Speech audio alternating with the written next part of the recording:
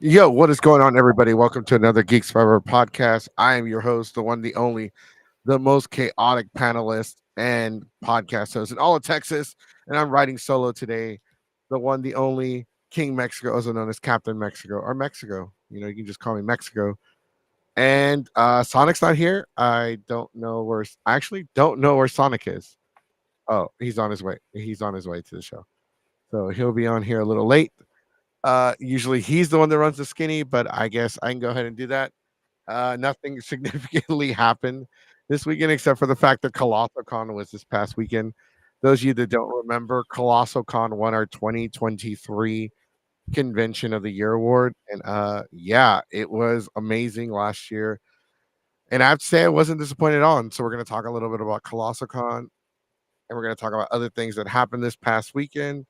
We're also behind on other stuff. But joining me is special guest who's going to talk a little bit about uh A-Fest, right? Joining us is Mafu. What's going on? Yeah. You're not doing solo technically, but I'm here. So yeah, the Anime Fest had its last con last month in July at the Arlington Hotel at Arlington, Texas. And I didn't go. I didn't yeah, it plan was a on new. going. I didn't submit panels or Do you know if Jace went? yeah, but Jay's is busy right now. He doesn't Okay, really I come on was the just show wondering. Okay. much anymore. He makes can't his schedule is like Brock Lesnar's. He only shows up whenever he wants to. Yeah, so I went. This was my eighth Anime Fest in a row, so that's a record for me. All right. So before we begin, I And want to give a quick shout this out to. Before we begin, I do want to give a quick shout out to my boy John Gramillion. What's going on, bro? Welcome. They're watching on Instagram. Wookie, Dub Music. What's going on? And Harjuro Suffering joined as well on Instagram. They're watching on the Instagram stream, and we also got other people joining us. Fart Knockers back on the chat, watching on YouTube. What's going on? We're not getting numbers, but most of our viewers are coming from the YouTube stream. What's going on, everybody? Thank you for joining us. We are live streaming simultaneously on YouTube, Twitch, Instagram, and Facebook. But nobody watches us on our Facebook channel anymore because nobody cares about Facebook. Their algorithm is trash. So, like we said, we're just gonna do a really quick review of Anime Fest and just give us your thought. Anime Fest, unfortunately, will not be in our contestants list for Convention of the Year because we didn't really but it attend deserves at it. least a review. But yeah, so go ahead. All right, so this is the new venue for Anime Fest because they moved from the Sheraton to the Lowe's Hotel. Apparently, it was because the Sheraton broke contract, so there's conflict there, so they moved to a new venue. And I also volunteered at this con, and they've done a really great job to their volunteers. So uh, thanks to them, they're really good. That was my first con that I volunteered at a couple years ago, so I've been volunteering for a few years for this con. Um, and they've got it was a good anime fest, but it wasn't the best in my opinion. But there were some good things and some bad things. Um, which do you hear? Do you want to hear first? It doesn't really matter to me, honestly. It's Just really okay. Okay, I'll start with the bad, and then we can build out to the good. So the bad new venue. We had some growing pains, and there were also numerous issues. Was due to the venue. Not to the con itself. So like parking. It was expensive to many people, I think, because it varied because there were multiple events happening at the same time because it was nearby the stadium where the Rangers played, and the Rangers played on one of the days, and also there's a concert. There's a like I think it was K-pop, and there's also country concerts. There are well, concerts happening, here's the so thing, though. and there's also like a Here's the thing. I don't. You said there was a Rangers game at the same time as the con. I don't think that really affects the attendance level of the yeah. I convention mean, itself, because Rangers fans like a lot of weaves, anime fans, anime convention con goers, cosplayers. There are people that are into sports, and then there's a lot of our community that isn't into sports. For like, I for one, Rangers is baseball, right? Hmm.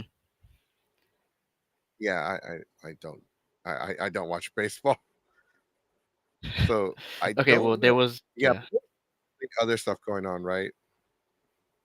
We I mean we I mean I mean if there's things happening around, we would see normies like around hanging around like the elevators and stuff from there because they share the same hotel, so right near the stadium. So we had like flow Hmm. normies there here and there, and I think there was also a mimosa fest on like Saturday, so there was also alcohol involved. That sounds like a typical convention, actually. Alcohol conventions, anime conventions. Those things always mix. You always find that at them. As a matter of fact, you cannot have a convention without some alcohol because it's gonna happen whether people want it to or not. But I digress. Yeah, yeah, So what else there did you was a see? bar. The hotel there was a bar. Uh, Another issue. Let's see.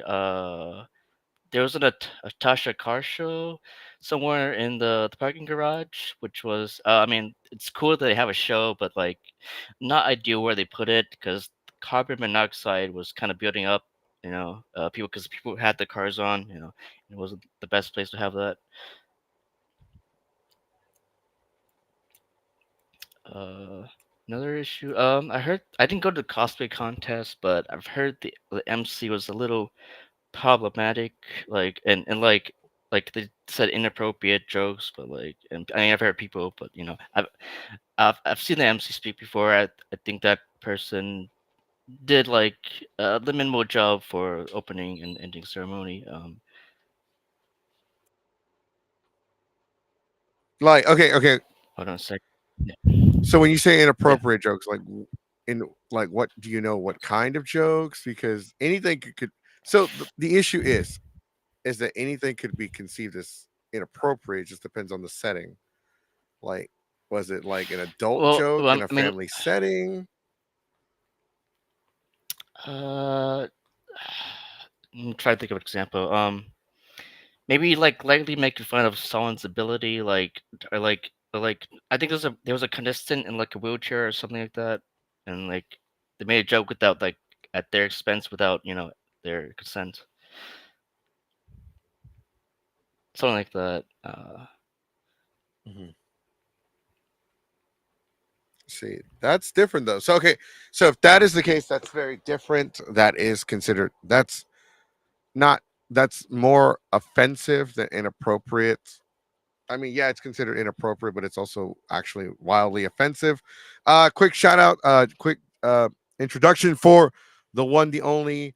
He is one of the Rangers of Texas. He is the super of the Sentai, the awesome, the cool, the one, the only, and he is going to be at Ushicon with me, your boy, and possibly helping me run a Power Ranger panel. And he left. Damn Oh it. no. Franco Taco. So okay, so what about the con did you like though? Uh, well, hold on. Let me. I have one more thing to claim about. Okay. So with this new venue, there was like it was on like it was like three. It was on at least 3 or 4 floors. And like the second floor was kind of hard to find. So, and this was due to the venue, like having a weird structure, like how they the floor plan was kind of weird. So people, it's part of the growing pains of the con. But okay. Right. No, I got you. Hey, Franco Taco's back. I gave you this elaborate introduction and you like you I guess it kicked you out as I was introducing you.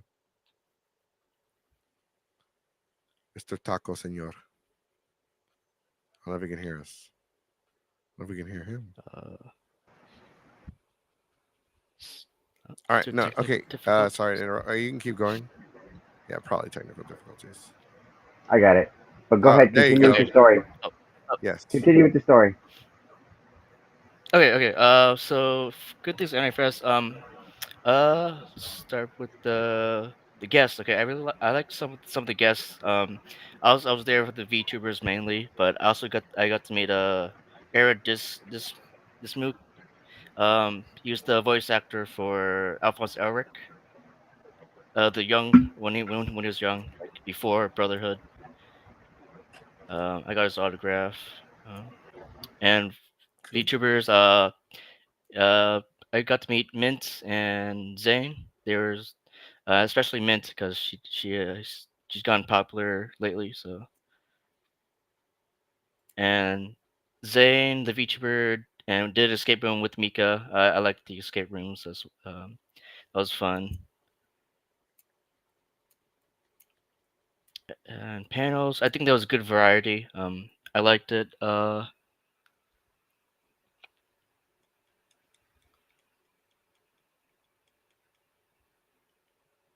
What else did you like about the con? Besides panels, Uh, like okay, so anything else in particular about the convention you really enjoyed? I'm looking at the schedule right now. I'm just skimming. Give me a second.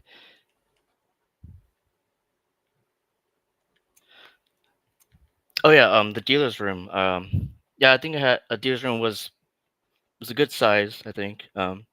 There were a lot of sales going on. There's some manga that was sold for like 50% off. Like bought one. That was cool. And Artist Alley was also cool. I didn't spend money there, but I like to see all these art.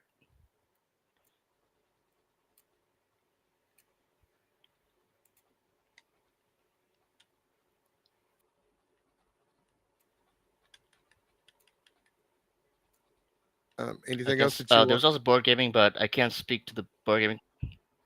Oh yeah, they had a mahjong parlor that I thought was really cool. I don't play mahjong, but my friend who was also a volunteer did.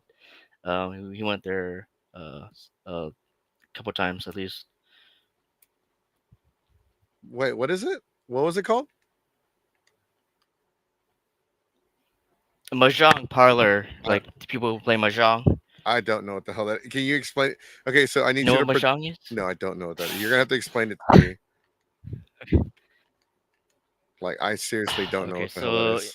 how to explain- okay, so it's this game where of made of like you had to use tiles, right? The tile based game, and a lot of people in Asia play it. Like I'll send you a link to the Wikipedia article.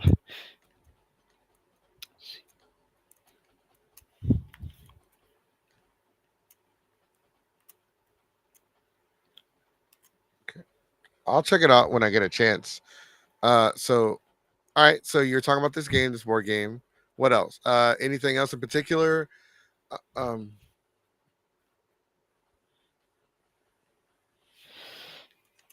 Um. Oh, also, despite the change in venue, I still like the vibe. It was still Anime Fest vibes. With all these cosplayers. I didn't go to there was a dance. I think Greg Ayers did the dance, or rave, if you guys call it rave. But I didn't go to, but I heard it was all right.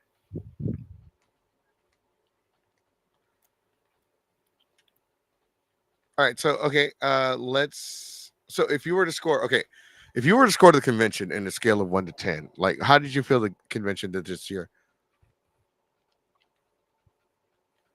Despite all the issues that really weren't the con's fault, I would put it at an 8 out of 10. Okay. Well, if anybody else went to A Fest, let us know what you thought. I didn't go, so I can't really give a review or my thoughts on the convention itself. 2, 3, 4, unless Franco went. Also, I'm not blaming the con for COVID. Like like I mean, because it's COVID now is it's on the attendees to do their risk assessment. Because I got COVID from Anime Fest, and apparently a lot of other people did too. Wait, you got COVID from because somebody at Anime Fest had it? Yeah, Is there like a yeah. Well, confirmed case? I know I got it at Anime Fest because my friend tested positive. He also volunteered. We volunteered together. And like had to spend the night at his place after the con, and then me and him like we both had like sore throats, and then a few days later he tested positive, and I assumed that's how I assumed I got it too from the con. That's interesting because you can get, like I said, you can get COVID just about anywhere. Like when I had COVID, me and my mom got it. We think like we came into contact with somebody that got it, maybe somebody at the hospital.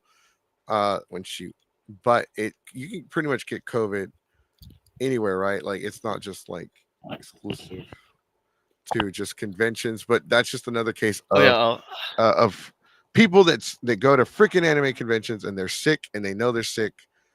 3, 4, 5, and it's just guys, please, if you're sick, stay home. Stay. There's no reason you should be out and about at a convention.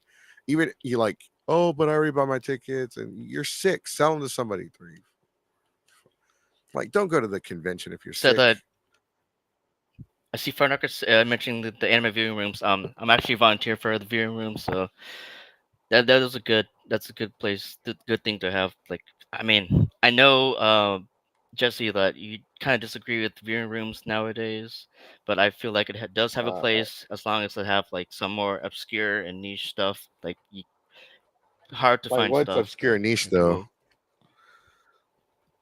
Like these, I mean, most people like most normie anime fans are into like the new stuff, but we don't want to get into much older stuff like that have their possibly on older formats, you know.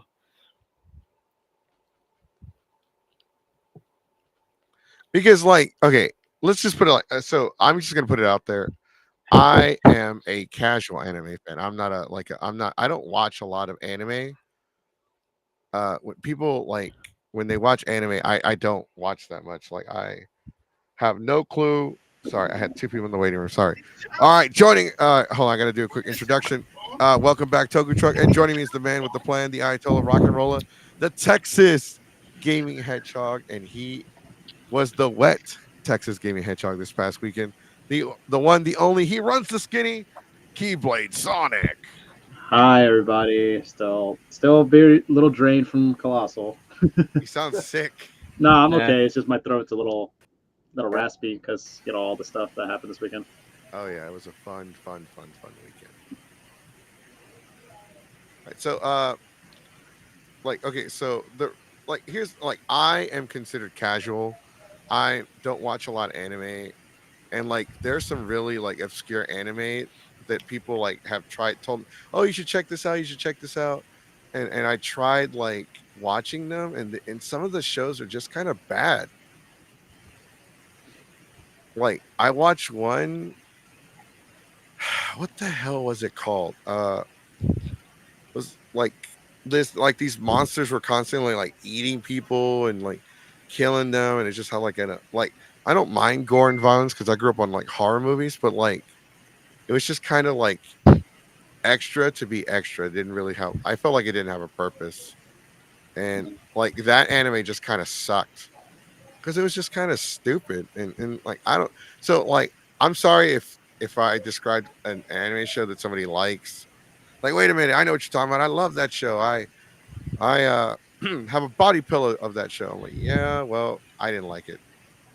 And so like I think viewing rooms like they yeah, made sense back in the day, but a lot of crap happens in those rooms. Like for one, people go in there and sleep or do stuff, right? So it's like to me, it's just like there's just I don't see the point. Like it's kind of a waste of space. We could use that for more panel spaces. I feel like streaming services have really kind of messed that room up. The way ColossalCon does anime viewing, though, to me, if you're gonna still do viewing rooms the way ColossalCon does it, is perfect. Like that is the way you should be doing it. Mm, I'm mixing, but like going back to like anime that you know you I think I understand that people have like different tastes, but I see an argument for at least one viewing room like Ushikon does. So I think that it do have a place for to find new anime and just chill and have that vibe. I mean, yeah, I But like sleeping, guess. I think that's like a volunteer. Had to point that out. No, it's usually never the volunteer sleeping in the in the viewing room, right? There's this the volunteers outside. Yeah, but like it's I mean, volunteers like responsibility. That's what to see if it you know check up on people. Yeah, I agree that it's the volunteers' responsibility to like kick out like whoever's trying to sleep in there. Like, hey man, go get a hotel room or something. But like, yeah, I mean, they like there's a lot of we'll do an entire special on viewing rooms because there's a lot of stigma against them. And I, for one, am totally against viewing room. But then again, you don't listen to me, right? I also hate formal dances. so, so what the hell do I know? Oh, these. Yeah, that's Okay. another. Yeah, I guess So, that's all another right. topic So for another you day. said But you. we can get. I mean, go ahead. All So right. we can get So, on to COSPLAY. all right. So joining us. All right. So, guys, we're here to talk about ColossalCon, Texas, at the Kalahari Resort Center in Round Rock, Texas. This past weekend, it was August 16th through the 9th, through the 18th. And it once it came, it went, and I believe it conquered. What you guys? First off, are you guys still? Are y'all like? Are y'all good? Are y'all still recovering? Tired? Franco, how you feeling? I'm good, but then again, I was at the Uchicon table most of the weekend, so there's that. I mean, yeah, you weren't at the table the whole time though. No, it was most of the day. I mean, we did it in shifts, so I did walk around, but I didn't really like go to any. I went to your panel. I went to the artist alley, the flea market Sunday, and the dealer room, and just walked around. Cause it was a beautiful hotel. It was just like Jesus Christ. I didn't want to stay here by I myself. want to give a shout out to Chrissy Cosplays and Chips Chips Aloy for joining us on the Instagram site. So, by the way, thank you anyone that watches this live or the replay. Thank you so much, everyone, for coming out to the Dragon Ball panel. Like Yeah, that was great. that was a blast. So I did. So a little note about that. I did bring the people that were with me during the panel. They never been to the. One of them has never been to like a Geeks Fire River panel, and Uh-huh. after that, they had a great time. They loved it. They kind of like want to go to more Geeks Fire River panels. Like, hey, when's the next con they're gonna go to? That's the kind of reaction we get. Like either everyone walked out and had a great time, or somebody walked out and they got offended. Yeah, A little And bit of both. like to the person that got offended, eh. I mean, we warned everyone in the beginning, like, hey, we're gonna like make jokes. So if you don't like it, you could please leave. yes, we tell jokes. We take nothing serious. And like this was probably the best Dragon Ball panel I've ever hosted. For one, like the audience was great. Like they got involved. They were like Hmm. trolling me. It was amazing. Like they if they hadn't like interacted with the panel the way they did, like it wouldn't have been as successful as it was. Right. Like there's no way it definitely would have flopped. But I'm so happy that it didn't. And like it was, oh god, that's still the highlight of my whole weekend, just the panel. Like that really made me feel good about myself, honestly. Oh, that's great. It was a really fun panel. We enjoyed it. Especially for a Sunday, you would think there wouldn't be that many people, but for a Nah, Sunday, it was dude. actually really good. I thought we were gonna have like 10 people at most. Well, I was like, yeah. okay, yeah, we're gonna have like 10 people. Let's just go entertain them and then go home. I was being all emo, but it was great. Like everyone showed up. Like it was, dude, it was packed. Mhm. Like, hi, welcome. It's Sunday. You guys are here. I'm guessing. First question is, thank you for showing up, and second question is, why are you still here? Uh, No, but oh, it's great that it's crazy it's great though. that went well. It went really well. I think that people and we talked. It wasn't just a Dragon Ball panel, like because people got involved and they were talking to us. Let's address some comments, by the way. Sephi Oi Oi just turned in a few minutes ago. What's up, Rye guy? What's going on? Here a Jew suffering GoPro goaded casuals adulting. I am a casual anime fan. Doing stuff in the viewing room is a bigger problem. It's the bigger problem. They're not sleeping. They're resting their eyes. Wow, Yeah. how many people showed up? Uh, I want to say the room. It was a massive panel room. Like it could have easily fit more than 100 people in it, and it was Viewing room? 40%. The Dragon Ball panel room. Oh, okay. It was almost the size of the main events room of event room 3, Hmm. and I want to say it was like 40 to 50% filled, like somewhere around that number. Yeah, it was pretty full for considering how big it is. It's like okay, it got a big turnout. It did. Like I thought we were gonna have like 10 people. I thought Vegeta was gonna be the only one that turned up, the Vegeta cosplayer, and that was great. But it wasn't just the panel. Just wasn't about Dragon Ball though. We talked trash about other panels. Like how many of y'all like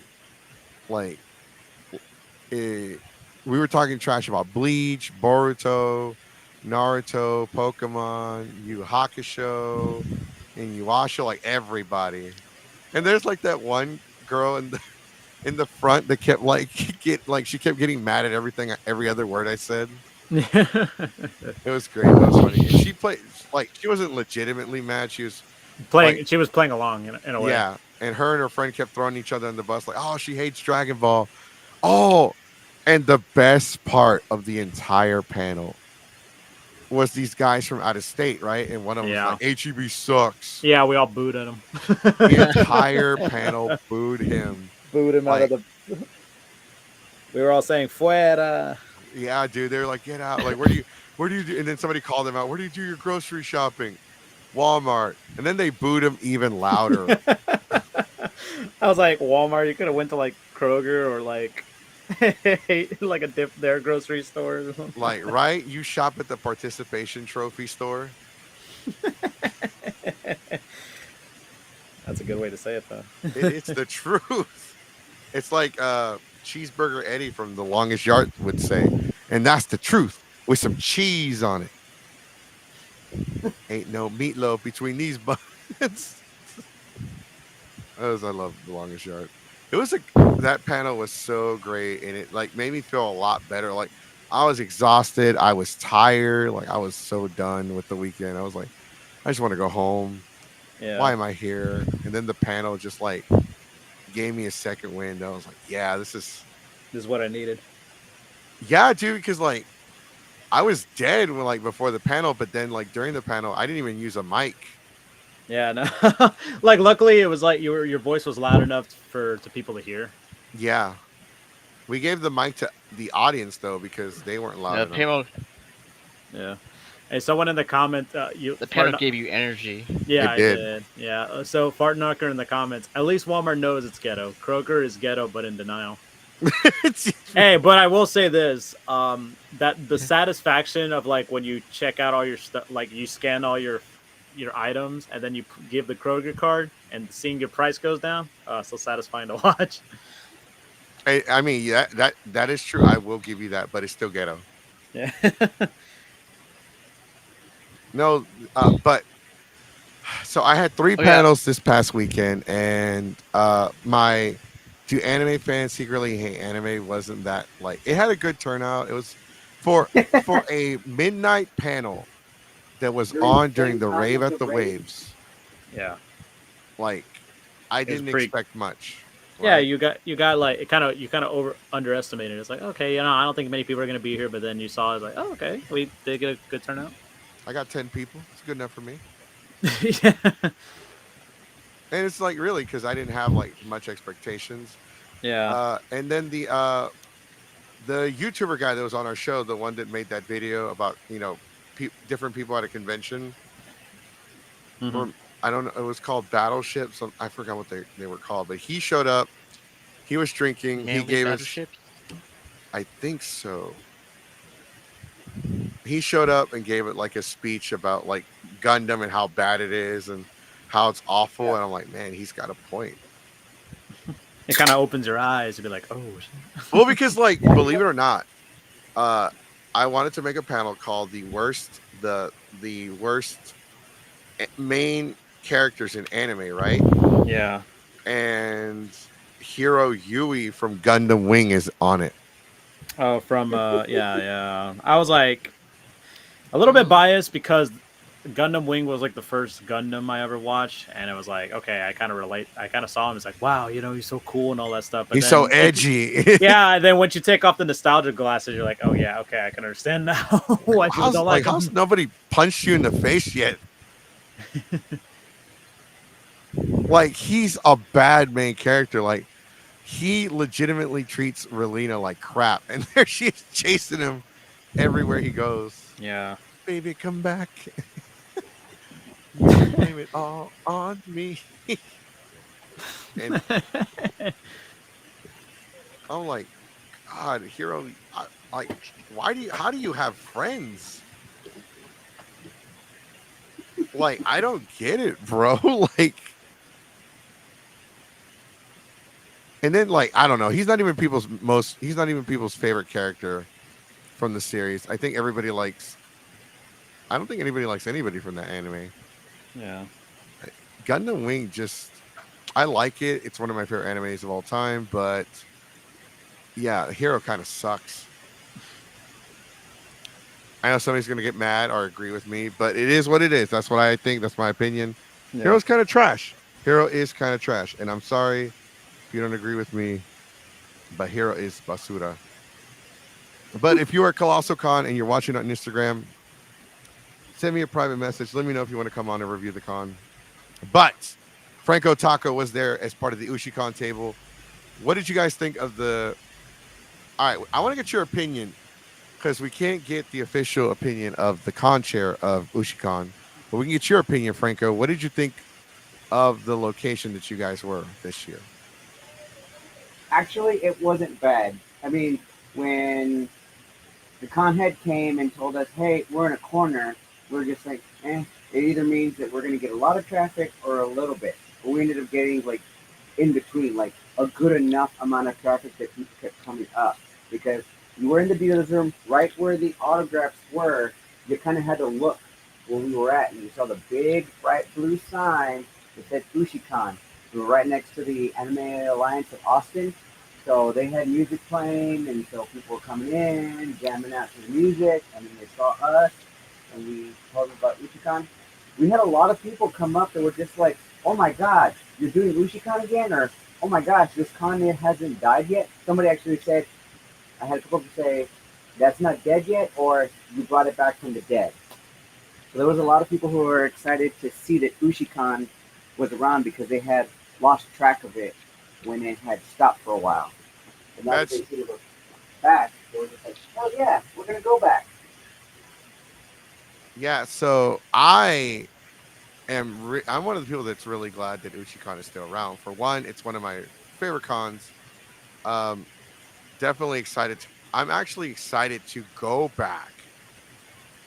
2025 will be the first time. Well, Geeks 5 ever will be at Ushicon 2025, and it will be the first time that I go back since the pandemic started.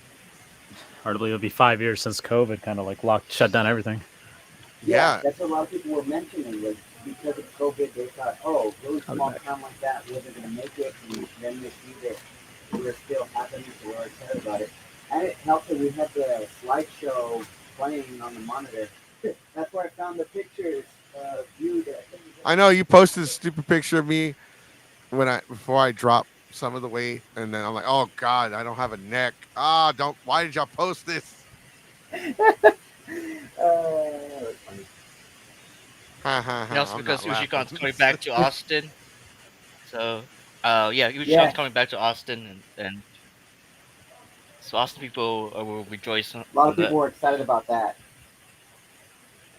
Yeah. Although, So I gotta say, this was a great weekend. I was a little concerned that you guys were going to be upset with Colossal for the location, because at first I was like, ah, this isn't really like that great of a location, right? Like, oh, this is you kind would of. think, but a lot of people, as soon as they turned that corner or right there where the autographs were, you could kind of look over and you saw us. And then on the other side or further back, like if you decided to turn right where the autographs were and then turn back around, you could still see us.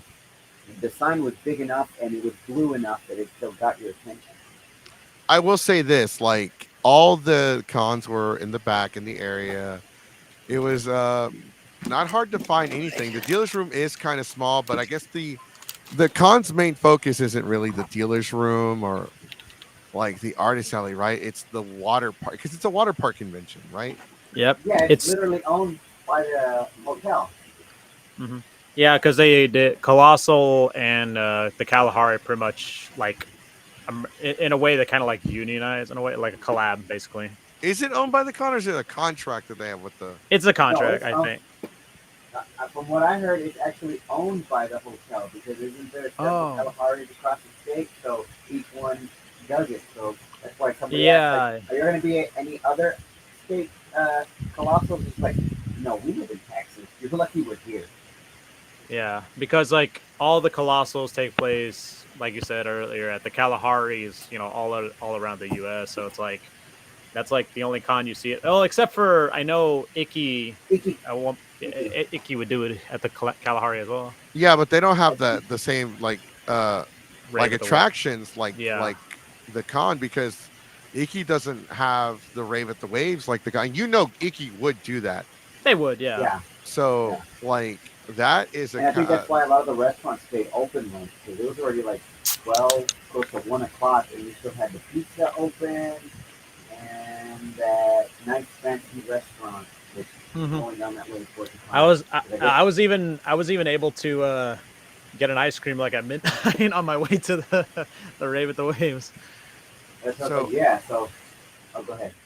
no, I was actually gonna say like I mistook the ice cream place as a damn blue as a Baskin Robbins. I'm like, oh, Baskin Robbins. I'm so dumb, That's bro. I have a Yeah, I story was to like, share with yeah, everybody. because yeah, when you brought that up, I was like, what are you talking about, Baskin Robbins? It's like I they thought it got was a damn Bluebell. Baskin Robbins.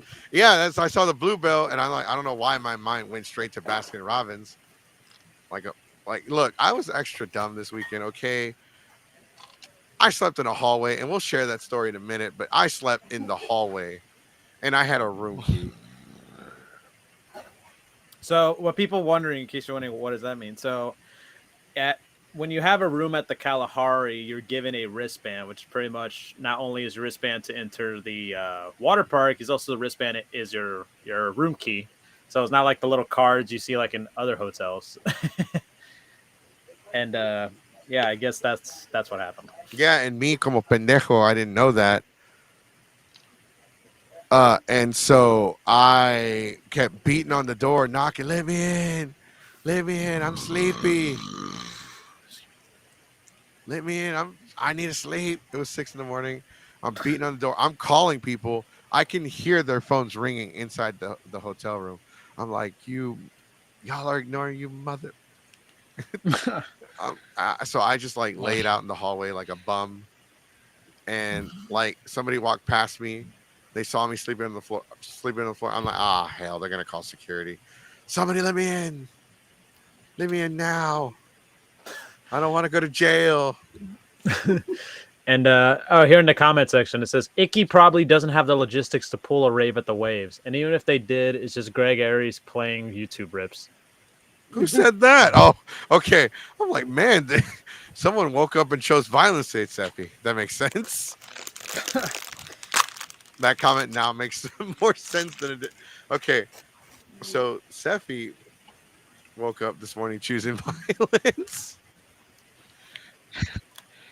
but I I'm like, oh, speaking really of like. Okay, this go ahead. What's up? What's up? hello, hello. I wasn't saying anything.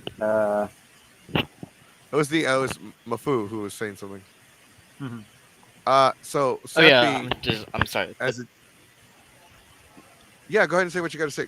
Go ahead. Floor is yours. Speaking of Steffi, so I did recommend Steffi to COLOSSALCON at the feedback panel, but apparently they said that they have a thing with Kaiju Core, so I don't know how Steffi's gonna get to COLOSSALCON as a DJ. Actually, he could probably run a panel about DJing, sound Okay, that equipment, could work. logistics of it. There's more than one way to get into a con for Mhm. to pay you or to get in there for free, right? Well, Yeah, like panelists for better or for worse, we sell our souls for a free badge. We got to put on our monkey suits and go up there and dance for everybody, which is what I did Sunday. It was awesome. Oh, I never told them why I slept in the hallway. I told them I would too. Oh, sad face. Some people actually like we're talking about like, yeah, I want to follow them to see when their next panel is.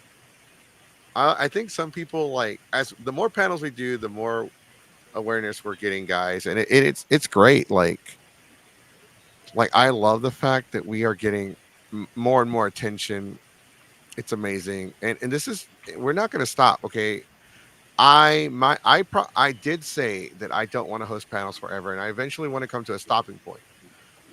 But Geeks Fiber is a group; it's a brand. Like I want, like eventually the other members of Geeks Fiber will take over where for the duties that I no longer want to handle. Like for panels, like Asian Alex is starting to do panels. He is thinking about doing a Fallout panel and a Ghostbusters panel. ooh. Oh, He actually started hosting panels at Delta. And he has this panel where it's about like ghost and like he created this entire list of like categories for different ghosts, not based on how powerful they are, but on their abilities and like what Mhm. they can do and what powers they do have, Right. but not based off of like who's the most powerful, just what are they, because apparently different ghosts depending on their level can do different things. Mhm. Five, and I didn't know that, so I actually learned a lot because I listened to his list. I was like, dude, did you put this together? He's like, yeah, I came up with the entire concept. He did the research. I'm like, why don't you do a panel? That actually sounds cool. And so he did it at Delta. Great turnout. Now he enjoyed Colossal. Now he's thinking about doing panels for Colossal. nice. Deacon, if you at one point watch this show, you're probably not watching it because I didn't really advertise that we were doing today's episode. Unfortunately, none of us could host your panels. For one, they said you canceled. Secondly, they said you canceled and they said you no showed at the same time. That's like a double whammy. Yeah, that is. You need to talk What? to somebody. You need to talk to somebody and figure out what's going on. That way you can kind of like, I guess clear your name, figure out. Like address it. Yeah, addressing it is probably the best thing you need to do right now. So, yeah, just I don't think so. Just go ahead and talk to them and figure out what's going on. And yeah, that's all. That's really yeah, because I wasn't gonna be there Friday anyway, and I tried to get somebody to do it. Franco is busy with the helping with Ushicon, and I don't think most of us got. And besides, your panels were early Friday. They weren't like nighttime Friday or middle like they were early Friday and middle of the afternoon Friday when people were just still showing up. So I don't know what happened there, my guy, but you need to talk to somebody Hmm. because we did try to get somebody, and then when we checked in, they said you canceled. They said you canceled, but then they're like, "Oh, he no showed." I'm like, "Which one is it?" And I was kind of confused, and Yeah, that's why I'm telling you now. yeah. So if you're listening to this, Deacon, yeah, please address that to them because the sooner the better. Oh yeah, yeah, definitely. Oh, dude, So I told you, right? This is for our viewers. I got to meet the Ministry of Otaku this past weekend, Hmm. and we had an interesting Yeah, he conversation. was there. We had an interesting conversation. I talked to him about the pod, like, hey, check your messages on Twitter. I messaged you back about the podcast. I explained to him what the podcast was. Like, we want to get, I even mentioned the fact that there are videos that where people are talking about him, and I want to get your perspective when it comes to journalism. We also want to get your take on everything, and I feel like you deserve that at least. And I was pretty like I was respectful to him. I didn't start it because here's the thing. As much as I wanted to like say something or just kind of be a dick about it, I didn't want to at the same time. For one, if I do that, he's not going to come on the show. We're not going to get his point of view as to why, what makes him tick, right? Hmm. So I definitely was very professional with him. Mhm. So I hope everyone's proud of me. I wore my big boy pants and I put my differences aside and was like, hey, just answer your messages so we can finish, so we can finalize the schedule and we can get you on the show and we can talk and figure out, and we'll just go from there. Simple as that. I will say this, talking to him and getting to like just talking to him for a few minutes and just kind of observing him and seeing him there, I kind of figured some stuff out. And I can kind of see, I think I know. I'm not like I'm not a psychiatrist, but I did take like that was some of the classes I took in college. And so like just seeing like certain things. For one, he wore like dude, he has two cameras when he walks around, by the way. One on his glasses and then he has like a cop body cam, like he's a cop. Yeah. Like that kind of explains it because I saw his like I saw him walking by and I saw like something flashing on like on the side of his face. I was like, okay, he probably has something recorded there. I was like, my friend was drunk. He's like, oh my god, it's a robot. I've seen this movie. It's like he's not a robot, dude. You mean He definitely cyborg? took some He's like, no pictures, way, bro. like a lot of pictures, and like I he really it's didn't. probably on his Twitter. He has the Twitter, right? Yeah, he's he on does Twitter. have Twitter. He is on the tweeter. The tweets. So you He probably see his tweets. He does the pictures tweets. on there.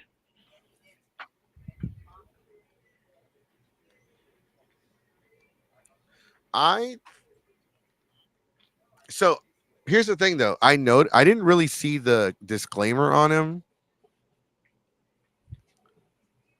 Like he has a disclaimer card on him, and I didn't really see it.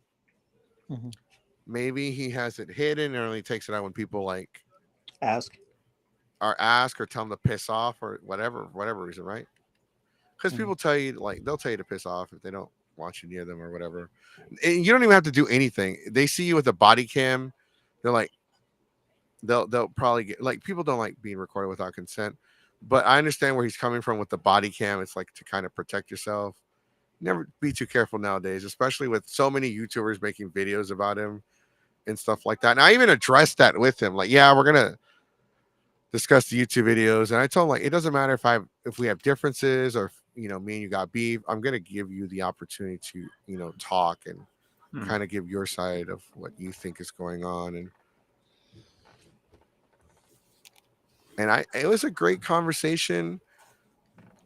I didn't see him hang around anybody though. Yeah, I saw And that too. Like I feel like all I saw him mostly do was he was just walking around. Like he didn't really like sat down like talk to anybody or something. I mean, I'm sure he did, but obviously Well, from my point of view, I just saw him mostly walking around, take photos, and just I guess just going around. Maybe I guess just recording some footage for for the video or something like that. Like recording B-roll. Yeah, that makes well, sense. he does. I He was just does know my go friend. ahead, go ahead, go ahead. Like he talked to my Mhm. friend. Like he was. I think it was at the Kaza concert. After the Kaza concert at the line, he talked to my friend. I think he knew him from meeting him at Matsuri, Anime Matsuri, because my friend goes to my Anime Matsuri, and I, I do frown upon that, but he goes to it. But that's how they met. So Mhm. Yeah, okay, so he that does could go to Matsuri. definitely. I know. Yeah, Ministry goes to Matsui because he made a whole YouTube video about not being able to go. he made like a Facebook post about it, and like the way he said it, it sounded. He sounded like he was releasing a statement. The way it was posted, the way it was formatted, it just looked like someone Uh, releasing a statement saying, "Oh, they're not going to be a part of this" or something like that. my fellow Americans, the president, cannot be at Anime Matsuri this year. I hope you are not disappointed. Like, once again, I won't be at Matsuri due to money. Signing off. That's kind of how the speech went. Not in that speech, not with that tone or that voice, but like that's how it feels when you watch the video. Because like it was a public service announcement. Hey, I'm not going to the con this year. All right, cool. You do you, boo. Okay. All right, I wasn't going either. Fuck it. So But anyway, what do you guys want for lunch? yeah, it's pretty much like, and I don't have like any like I don't like. Here's the thing, like I don't have any. What is the word I'm looking for, Sonic?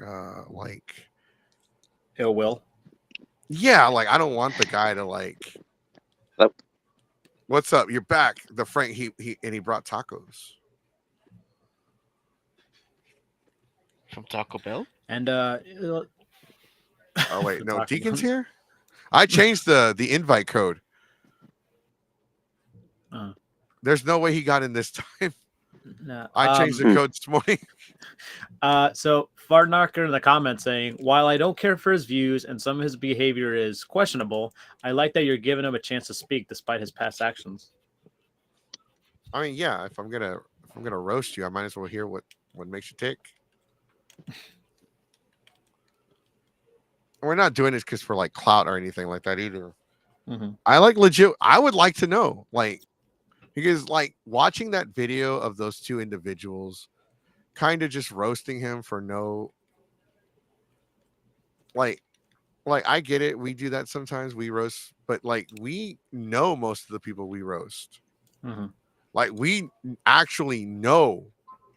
Like Voltaire, unfortunately, I got to meet him. He's a dickhead. Captain Potassium, when we roasted him, we've known him for years. And we knew all the rumors. We just didn't have any evidence before we could like start throwing it out there. It wasn't until we got that Instagram confession that we could actually start saying something. Mm-hmm. Like, because we can't just go in there like half cocked, right? We gotta make sure we're fully prepared, especially with like Baltimore, the owner of like those conventions up north. Like, we couldn't. Like, he's just randomly suing people, even if they're telling the truth about him. Well, that one podcast did make up a lot of stuff, or at least it was very. They released an article as factual, but it was very opinionated. Yeah. And then also not to mention there is a con here in this area that happened a few months ago, but if you say one bad negative thing about it, even though despite there is actual like constructive criticism, they will like threaten to like do stuff to you and Show all up that. at your house. No, like they'll yeah, exactly. Something like that because people wondering, oh, what does that mean? Well, we will talk about it when the time is right. I mean, how do you say it? Here, Jew suffering. Did you want to come on the show? Is that why I'm not on the pod? I don't get what? You can come on the show if you want. Do you want to come on the show? Do you want it? Like, do you have? Would you like to share your views about COLOSSALCON? I mean, we are more than happy to have you on the show. I'm literally sitting here talking, just shooting the shit with the boys. Oh, by the way, I'm very much aware that the cuss counter is not up. I'm gonna update it in a minute and put it up.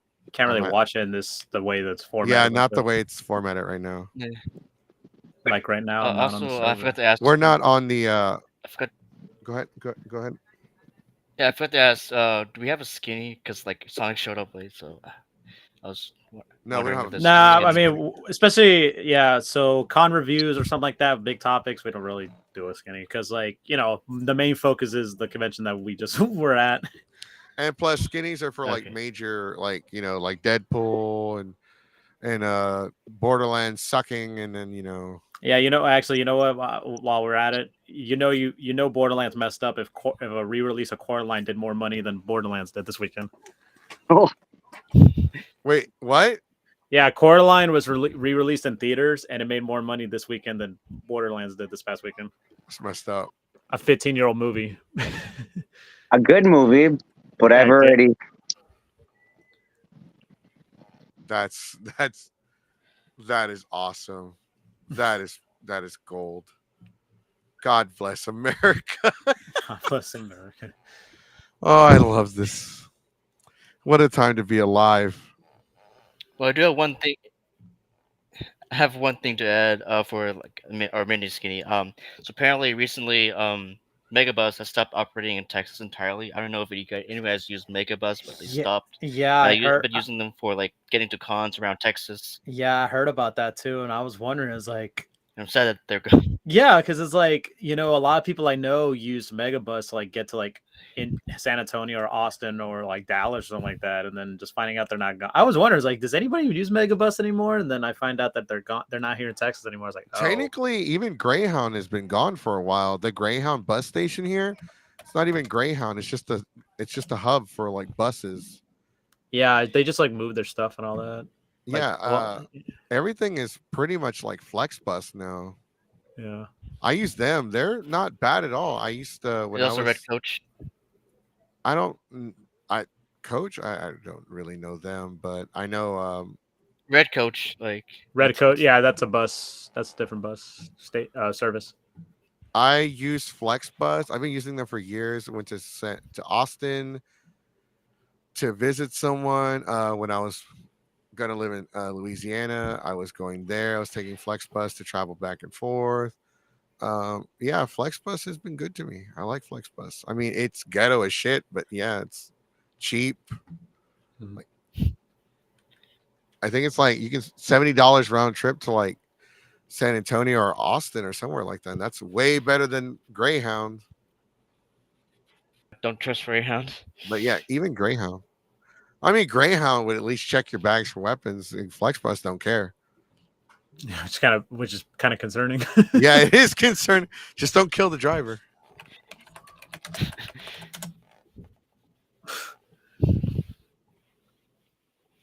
It's wild. And but I don't know if we brought it up, Goku. I will say this though. So this was based on yesterday. So this is yesterday's little point of view. My thoughts on Colossal kind of a little bit. I thought the otaku flea market is actually low key better than the vendors. Yeah, because there were a lot of like old school stuff that I really liked. There. I mean, to suffering. We're not on Discord. I just have to send you a link. Yeah, we don't. This is like outside of Discord. Oh, if but you want to, I got to but if message you, him. yeah, but if you want to join our server, you can. Yeah, join. Well, I think they're in the server. But so so ColossalCon 2024 to me was, so I got there around, I want to say 10, like 10:20, 10:30, almost 11, right? Again, for the second year in a row, I get there super late. Mhm. And I didn't know this dude, but there was a Flow concert. Yeah, a lot of people didn't know about that either, which kind of shocking. You would think that a place like ColossalCon would have people would have known about it. Look, I'll admit that no one would ever take me for a Flow fan, but I am a Flow fan. and I'm kind of upset. I didn't know about it because I would have gone. It was on the Friday of that the con, right? Yeah, there was. It was. I I know. think it was Thursday at San Antonio. Friday was in Austin. Yeah. But okay, so I would have gone now, but could I actually have afford to go? Probably not. Yeah, I don't remember. I didn't even see how much the tickets were. It's Flow, like they're dude. I had a budget for the weekend and I went over it. Like I had a set budget. I was like, this is my budget food, and then I had money set aside for the Rave at the Waves because that's awesome. Mm-hmm. And then I went over it by buying stuff at the con. Okay, here I got you. I'm gonna post the link so you can join the Discord if I can find it.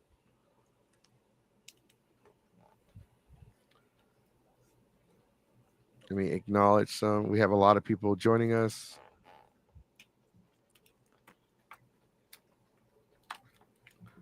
They put, oh, okay. So if you're watching on Instagram, I posted our Discord link. And if you're watching on the live stream, the Instagram live stream is actually much more delayed than the rest of the stream. Like everything else is fine. Like it's so delayed on the I don't know why it's like the heavily like that delayed. Is it because you're using Instagram or? It's well, I guess because I honestly don't have an answer. I'll be honest, I don't know. I thought I did, but it could just be like just the broadcasting signal. Anyways, COLOSSALCON. So I had money set aside for the Rave at the Waves, which by the way is amazing. Like that is the highlight of the entire con. Mm-hmm. It was. Did you go this year? The Rave at the Waves? Yeah. Yeah, I was there till like I'd say like 2:30. Did I see you at the Rave of the Waves? I don't think so. I didn't see you. Okay, yeah, I didn't see you either. Dude. So I went to go host my panel at 12. Yeah. And then I was talking to Franco and I was talking to my peeps from Ushicon. Mm-hmm. And then by the time I got to the rave, it was already like 1:40 and it ends at 3. Yeah, so you had like an hour 40 minutes. Yeah, but I enjoyed the little time that we were there. Mm-hmm. Went to I didn't know they had a hot tub, bro. Oh, at the grotto. Yeah. And like my friend, like I made like my friend, he was trying to get laid the whole weekend. And there was one girl interested in him and he was so oblivious to it. I'm like, yeah, hey, was that girl interested? You mean the one that you were talking to, the one that licked her lips? He's like, no, what? No. He started he realized he so messed up. pissed. He realized he's yelling at everybody. Why didn't y'all say anything? Like we didn't know either. It didn't dawn on me until after the fact. I wasn't paying attention, bruh. He's like, no one said a word to me. I was laughing so hard because it was so funny because he was just upset the rest of the night. I've never seen someone frown so hard. It was beautiful. So because I was upset that I had to host a panel at midnight and miss part of the Rave at the Waves.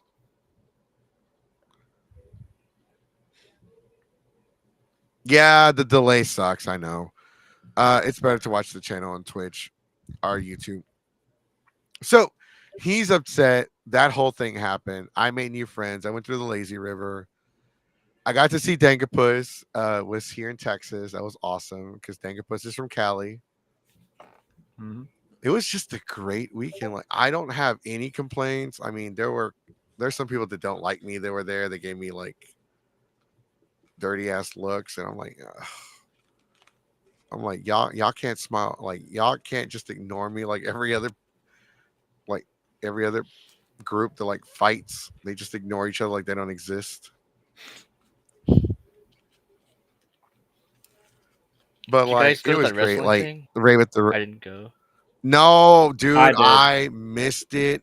I am pissed because I went to we went to Walmart to get like stuff to cook in the microwave, Mhm. and then like so I got a picture of the Walmart and I'll post it in Discord. But this was a fancy Walmart, bro. You mean the Walmart like they're next to that Six. Whataburger? That was like 6 minutes away. Yeah, Yeah, I'm like, everybody was there. Like on Thursday, I saw a lot of people from the con like were going there. It was there either were that or the people. HEB.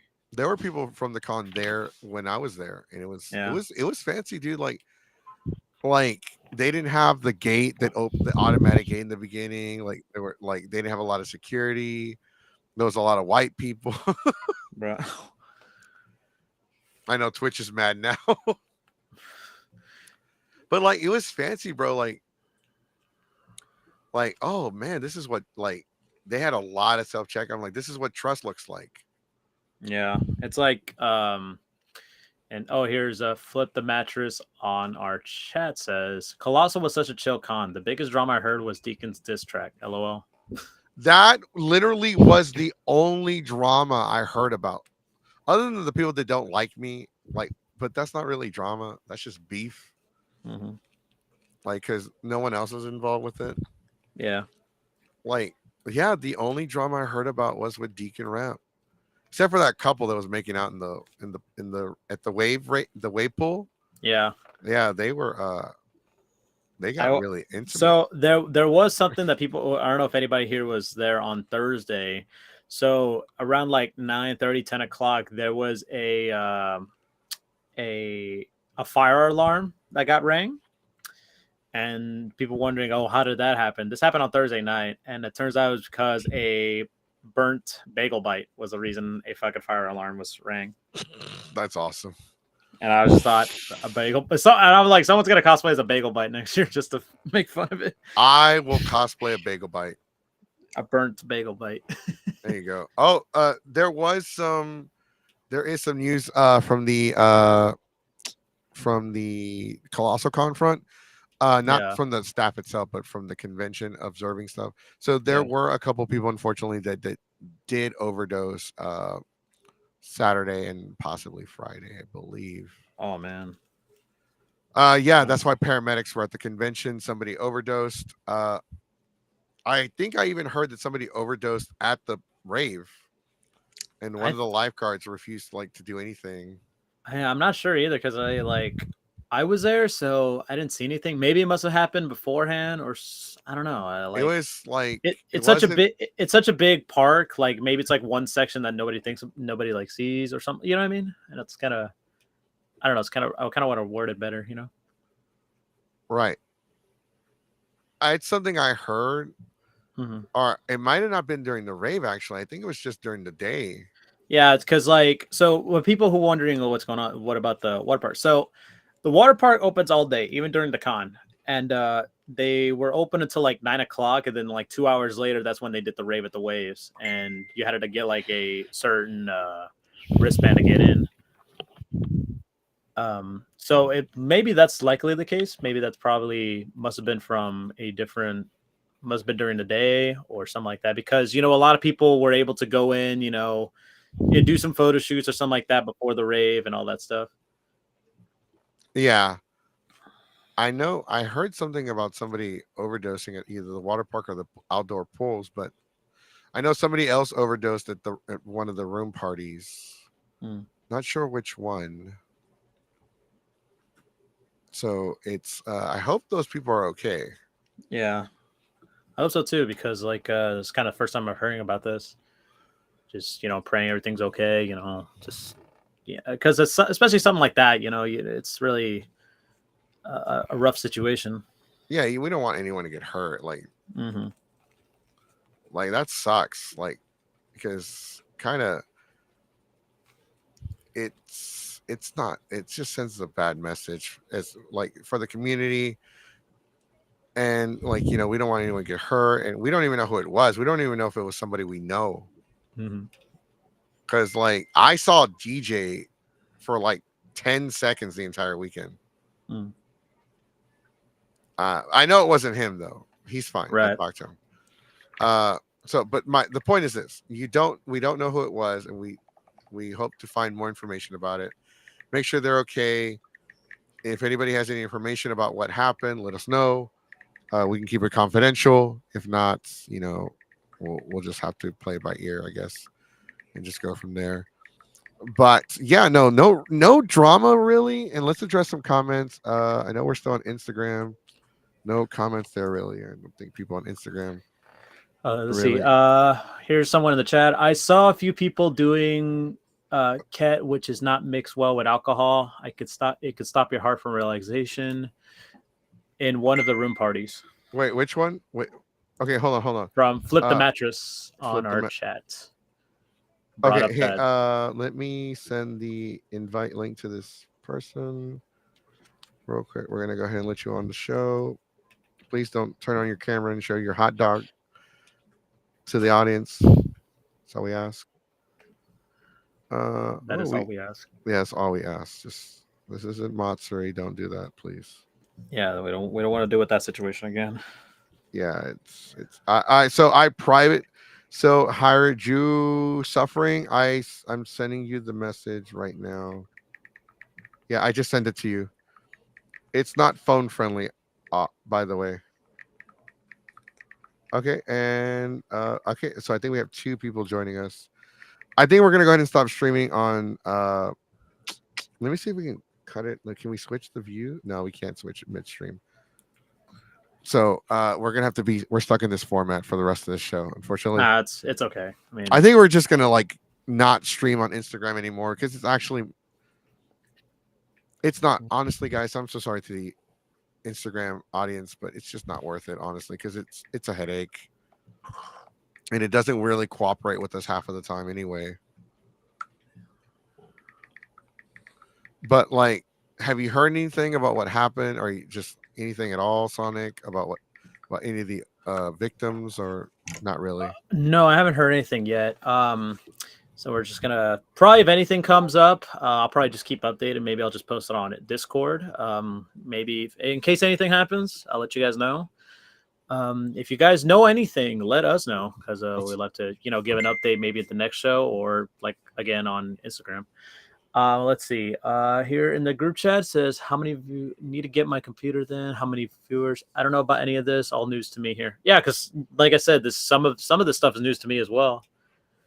Right. These weren't like super big events, like nobody's life was in danger. Obviously, yeah. overdosing is very dangerous, but like it's not like somebody slipped somebody anything, or something like that. Yeah, I haven't heard anything about it. It's just people making like bad decisions. I think I don't know the full story of it. I don't want to judge, but like honestly, I just heard that like sometimes it could just be because people overdo it. Mm-hmm. That's another thing too. And actually, let me read one of this one by Stellar Manx. I don't know about any of this. All news to me here, but I skipped the rave and was at the Mystery Skulls instead. I mean, it's kind of interesting because the Mystery Skulls concert happened before the rave, like immediately after the concert, and a lot of people went straight to the rave at the Waves. Mhm. And speaking of, I actually enjoyed the Mystery Skulls concert. I enjoyed it. I actually got to see pretty much the whole thing. So if people don't know, I don't know if Goku, if you remember this song, that song Ghost by Mystery Skulls was in WWE 2K15. That's like the only song I know from Mystery Skulls. Yeah, it was in 2K15. And I was like, oh my God, I was waiting for him to play the song, and it was like the second to last song he played. I was like, yeah, that's the song I know. That's the song. All right, and I was like, kind of want to boot up my PS4 again, just playing 2K15. like as soon as you ever been to a concert, as soon as you hear the one song, you're like, all right, time to get out of here. Yeah, it's like it's like those memes you see on TikTok. It's like, oh, I hope she plays Love Story. I'm like, dude, we're at a Limp Bizkit concert. Dude, or like no. Back in like, I don't know if you're old enough to remember this, but like buying an entire soundtrack to a band for like 1 or 2 songs. Yeah. It's a 12-song soundtrack. You pay $20 only to listen to 2 songs. Yeah, just listen to 2 songs. We have another special guest joining us, Little Squid Prince. Thank you for joining us. Hello. Hello. Can we call you this? Can we call you Squid for short? Is that okay? Yes, Or yes, you SP. can. That's fine. Okay. Squid. There you go, I've been Squid. called Squid Prince, LSP, like All right. kind of like LSP. Lumpy Space Princess Adventure Okay, I don't know Time. about the LSP one, but SP, like I like that. Yeah, It that reminds me works. of the Game Boy. LSP. Yeah, Game Boy Advance, little SP. Yeah. Sounds like a rap name. Little SP. That sounds like a rapper name. You could. Yeah. you Little could SP. be putting Squid Deacon Prince. Rap. You Little could SP, put- the Squid God. That's right. You could, Oh, good God. all right, Like, watch out, Deacon Bell. You might have some competition now. Oh man. Yeah, I'm excited to be here. I actually wanted to join y'all's Delta H Con review, but I was at work at the time y'all were doing it. I was one of the guests at Delta H. What? Yeah. Wait. I know who you are. Yeah. I was like, because Yeah. because I'm just like, look, I'm dyslexic and I'm autistic, so it takes me. Bro, a me too. It takes a lot of processing power for me to like put names and faces and people that I met. Like I have to hear somebody's name 5 times before I can memorize it. And joining us is the H. Okay, you're gonna have to say your name when I bring you on. Kyriadu suffering, yeah. Here. Can we just call you Suffering? Yeah, that's fine. I'm always Okay. suffering, so that's good. Okay. Oh, that's in. I know who you are. Make it Too easier for real. us. That's my Oh buddy. yeah. What was I gonna say? No, yeah. I think you were at the at Savvy's panel. Yeah, I was. The I was drawing the one. I was the one trolling the entire time. Yeah. That was probably me at my most unhinged. I don't usually act that way, but I was in 18 plus convention, so I was like, I'm just gonna go crazy. I don't care. Savvy was like, "That was you. That was you trolling the entire time." Yeah. Yeah, that was me. I'm like, it's SpongeBob. It's SpongeBob. SpongeBob. SpongeBob. It's SpongeBob. It's Patrick. Hey yo, SpongeBob? No. It's buttered toast. Buttered toast. It's buttered toast. I Oh, just kept Scooby Doo. trolling. It's Scooby I remember Doo. that. It's Scooby Doo. Scooby Doo. It's Scooby Doo. I told you it's Scooby Doo.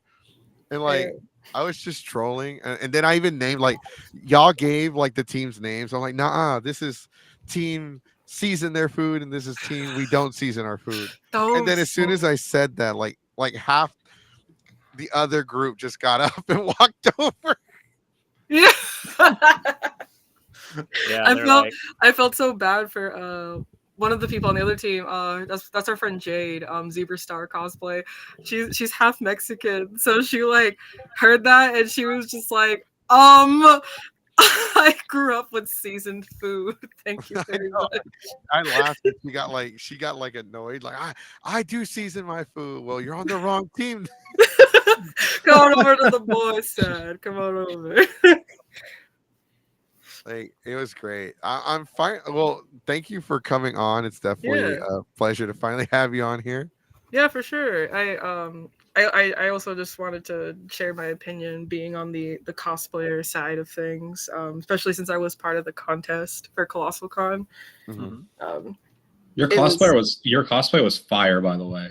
Thank you so much. If y'all didn't go, I was SpongeBob at the convention, and I did Goofy Goober Rock SpongeBob for the contest, and I ended up winning best journeyman performance. So that was a lot of fun.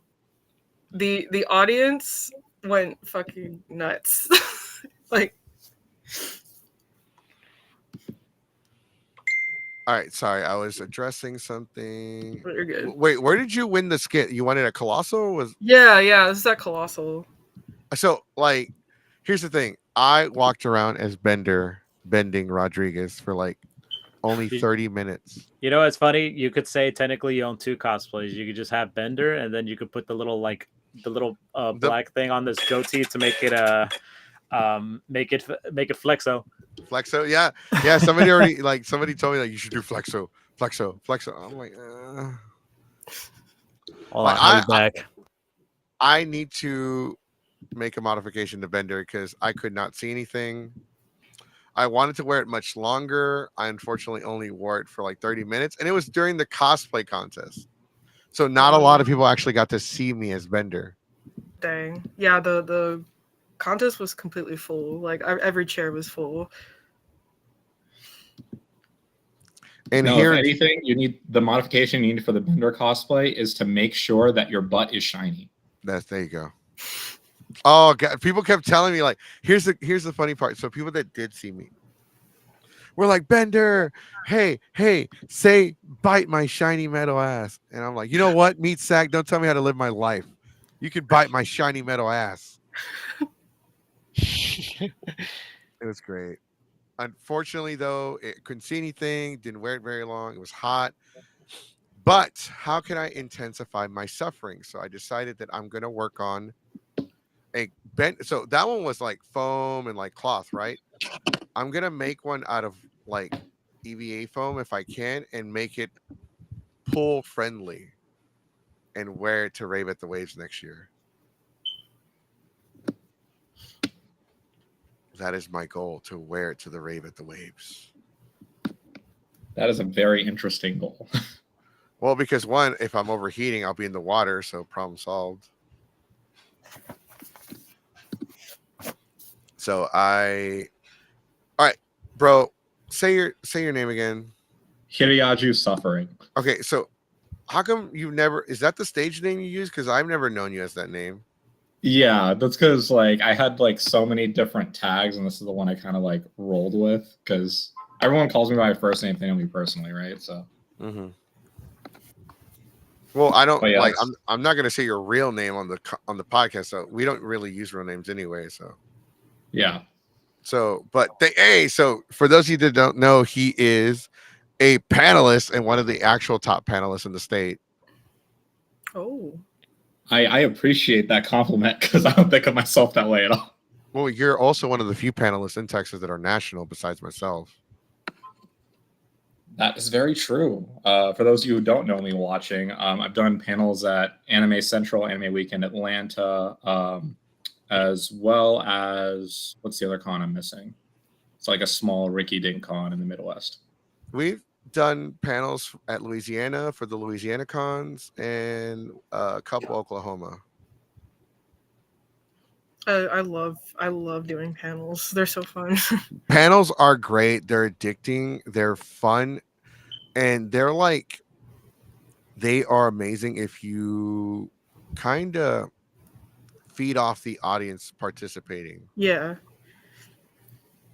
I used to do very like anime exclusive type dating games where it would just be like the certain characters from like one anime, and we would just be in character and people would like get to go on, obviously mock dating, like usually how these dating games go, but sometimes you gotta remind people that they're mock dating.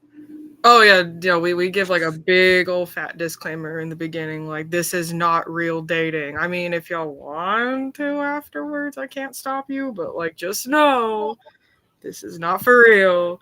We are not actually these characters. This is all for fun. That's right. Be gone, mouth breathers. No, yeah. Oh my god, no, because oof. Be gone. Sometimes fedoras. we get those people and we're like, okay, dude, you need to stop. You need to touch some more grass. That's not at an anime convention. No, truly. So, what did you think about COLOSSALCON? We're gonna go with okay, hold on. So since Suffering said something first, we're gonna go with Suffering. Yeah, go ahead. Because for one, Suffering was actually little SP. Were you a panelist this year at Colossal? I wasn't. ColossalCon Texas was actually a very last minute thing for me. I decided maybe like a month prior, which is not what I do. I like to plan my conventions months in advance, but my friends were really wanting me to go. And I was like, I usually go like all 3 days to conventions, or 4 if it's a 4-day convention. I like spending my entire weekend there. But I always forget that like day passes are a thing, and so I was like, you know what, screw it. What if I just go Saturday? And also I haven't gone to ColossALCon Texas before, but I have gone to ColossALCon East up in Pennsylvania, and I also went a SpongeBob to that con, so I was like, oh my god, I'll just bring SpongeBob back. It'll be like a little anniversary thing, except at a different ColossALCon. It'll be cute. And yeah, but I'm sorry, what was the original question? No, are you a panelist? Oh yeah. Were you a panelist at Colossal? No, I wasn't. I would have loved to though. But no, I was just I just wanted to do the contest and go shopping and stuff. And then I ended up going Sunday too, just because I was like, oh my god, I forgot the flea market was a thing, and I really wanted to go. So I was Dio on Sunday. We will talk about the flea market. Yes. But okay, so you went as a cosplayer, which is great. That's a good thing because we want to get multiple perspectives of the convention. But Suffering was a panelist this past weekend. Yes. Yeah, so the main reason I end up going this year, even though the schedule is kind of packed, I'm a teacher by trade, and state of Texas decided to start the school year like 2 weeks earlier than they normally do. So I'm like, all right, I'm slammed in the middle of my work week, but I'll still make it out to Colossal because last year they treated me pretty well as a panelist. And I mainly went last year to support one of my friends who is the current retailer for Kawa Entertainment. So I go this year, and then we get the schedule back, and like Goku was saying before, these all ages panels at 12 a.m. kind of crazy. Like,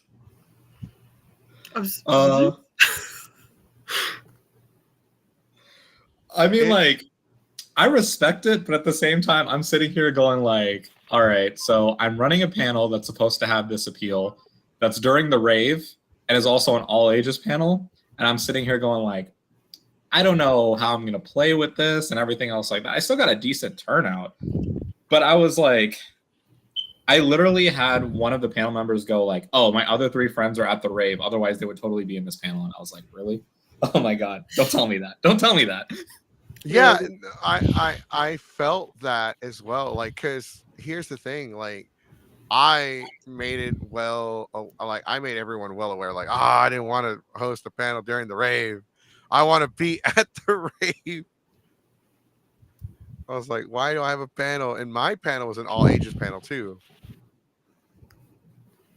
Because that was the weird thing about schedule is like, I'm starting to see like this trend for conventions lately, and Colossal falls in with this obviously, is where they're starting the 18 plus panels like earlier and earlier. But then they'll randomly have a panel room slotted for continuous all ages content. And I'm sitting here going like, I don't know if this is a good move or a bad move. I feel like that kind of defeats the purpose of an 18 plus panel, because it's supposed to be like when all the kiddos go to sleep, Yeah, but exactly. I think it's to counteract the fact that there are a lot of teenagers that are like 16 and 17 and the parents allow them to run around the con. Yeah. And I don't know how I feel about that. Like, I'm not going to tell somebody how to parent.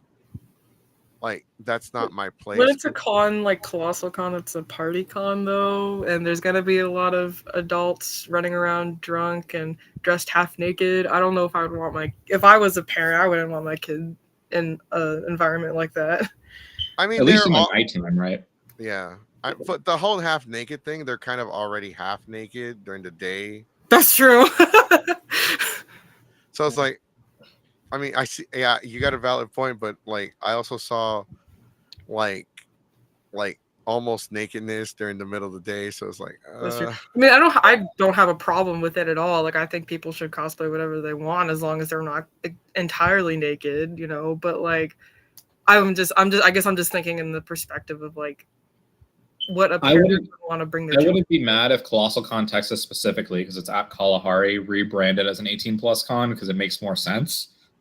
Yeah, and also like Colossal Con, it's it's an indoor, it's a water park con. Like I'm gonna see people in swimsuits. That's fine. Yeah, that's the argument you can make though. Like, oh, what they're wearing, you can see at the beach, and like, I'm like, yeah, but like my issue with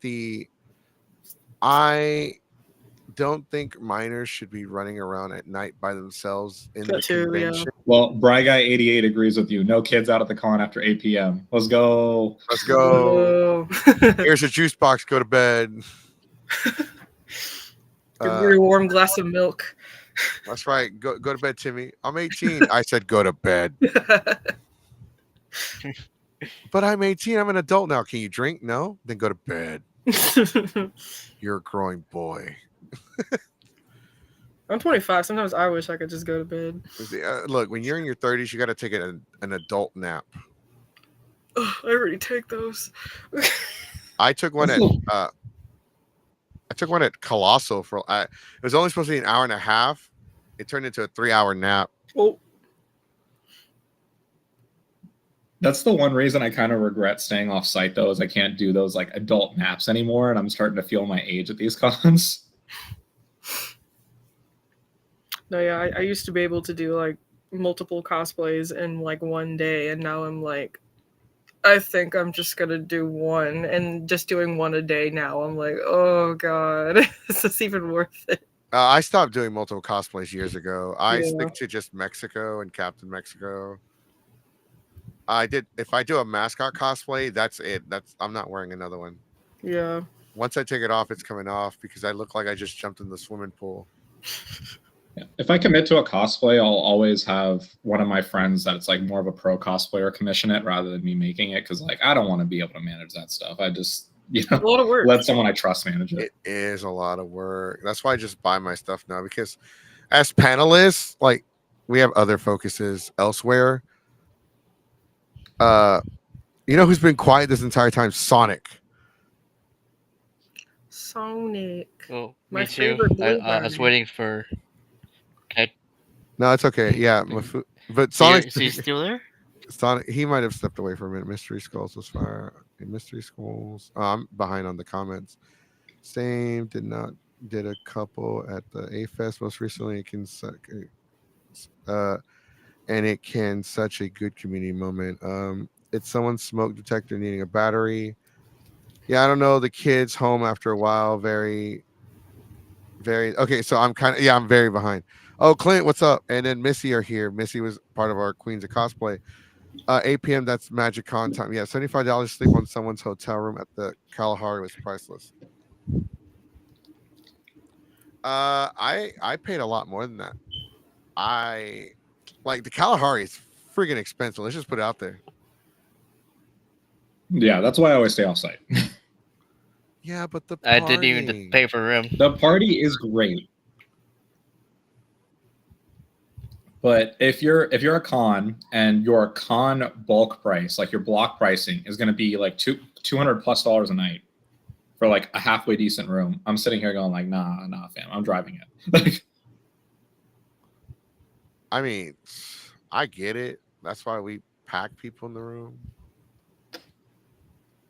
Like we didn't even have a lot of people for some reason. Like every time, like we had one extra person stay in our room who wasn't planned to stay in the room. And because they were there, which they kind of pissed me off the entire weekend. So that was that. Like they kept. So I don't mind if you make fun of me and say jokes and here and there, you know, that's funny. Oh my god, that's so funny. I forgot to laugh. You know, that's my response. But like this person's jokes, it was like the whole day, and they weren't even that funny. And then they actually started getting like kind of like offensive, and it's like, Oh. Yeah, you'll be surprised what people will be willing to do when they felt like they built up trust with you. So Yeah, they really start showing their true colors for sure. anyways, I digress. So the con itself was great. I loved it. Loved it. Panel wise though, I feel like I don't know. It just maybe because I was on at midnight and I kind of wanted to be at the rave. Maybe I'm just being a little too picky. That's really my only complaint with the con, though. It's just no, I think EAS Anime, if you know him, had the same complaint because I talked to him and be like, I don't know why they put me on at midnight for this panel, and I was like, none of us know either. So I think it's because they got to have content at night, right? Because not everyone bought and I get where they're coming from. Not everyone bought the passes for the Rave at the Waves because not everyone wants to spend $40 for a glorified water park dance. No, yeah, that's also why I don't go. I don't like raves to begin with, but like just like I personally think that paying extra for an after party is a little ridiculous. I I was like, I already paid so much to get here. Why do I have to pay more just to splash around and and dance to EDM music? So And do what used to be standard before COVID, you know? exactly, yeah. Like I remember when raves and after parties were free. Like that's how long I've been going to cons. I remember when they were free, and now they have to pay. Like, And you could 40. actually meet people at them. People weren't afraid to talk to one another either. Yeah, it very much feels like we're gonna stay in our little friend group type thing, and they don't really interact with other people. It does feel like that, especially with the bigger cons, and like there are people that kind of like don't interact with anyone unless, like, I'm just gonna shut up because I don't want to say something that's gonna make me sound like no, but you're absolutely right, though, right? It's just that the behavior that we've kind of seen from like the con going crowd, especially the past 2 years, has been like people are getting much more cliquey as like anime has gotten more mainstream. And it's kind of unfortunate because this used to be a space we used to use to meet like-minded people. You used to meet people that were into the same stuff we were into. Now it's like, well, they're just kind of existing alongside us and not really making conversations with us anymore, which is one reason like me and Hugo could like do panels the way we do because we want to start conversations. Right, exactly. Me and you. So here's the thing about me and Suffering. Me and Suffering have very different styles when it comes to hosting panels.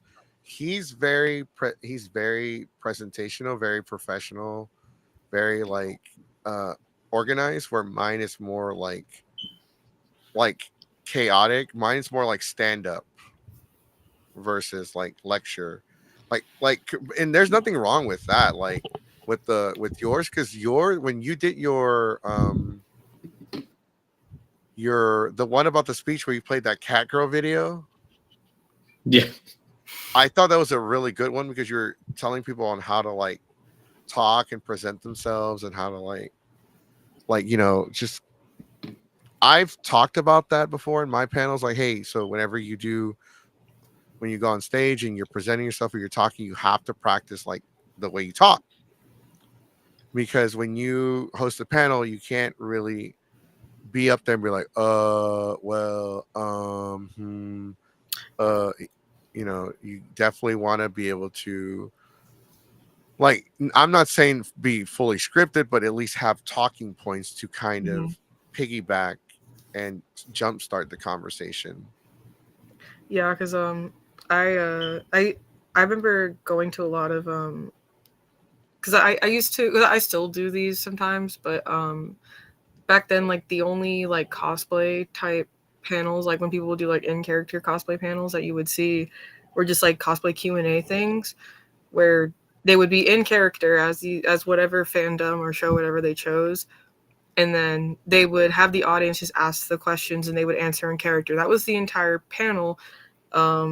Unfortunately, because of that format, what can happen is that people don't know what to ask, and so there's a lot of times where we're just like sitting in silence, and they're like, "Come on, guys, ask questions! Like, we ask us anything."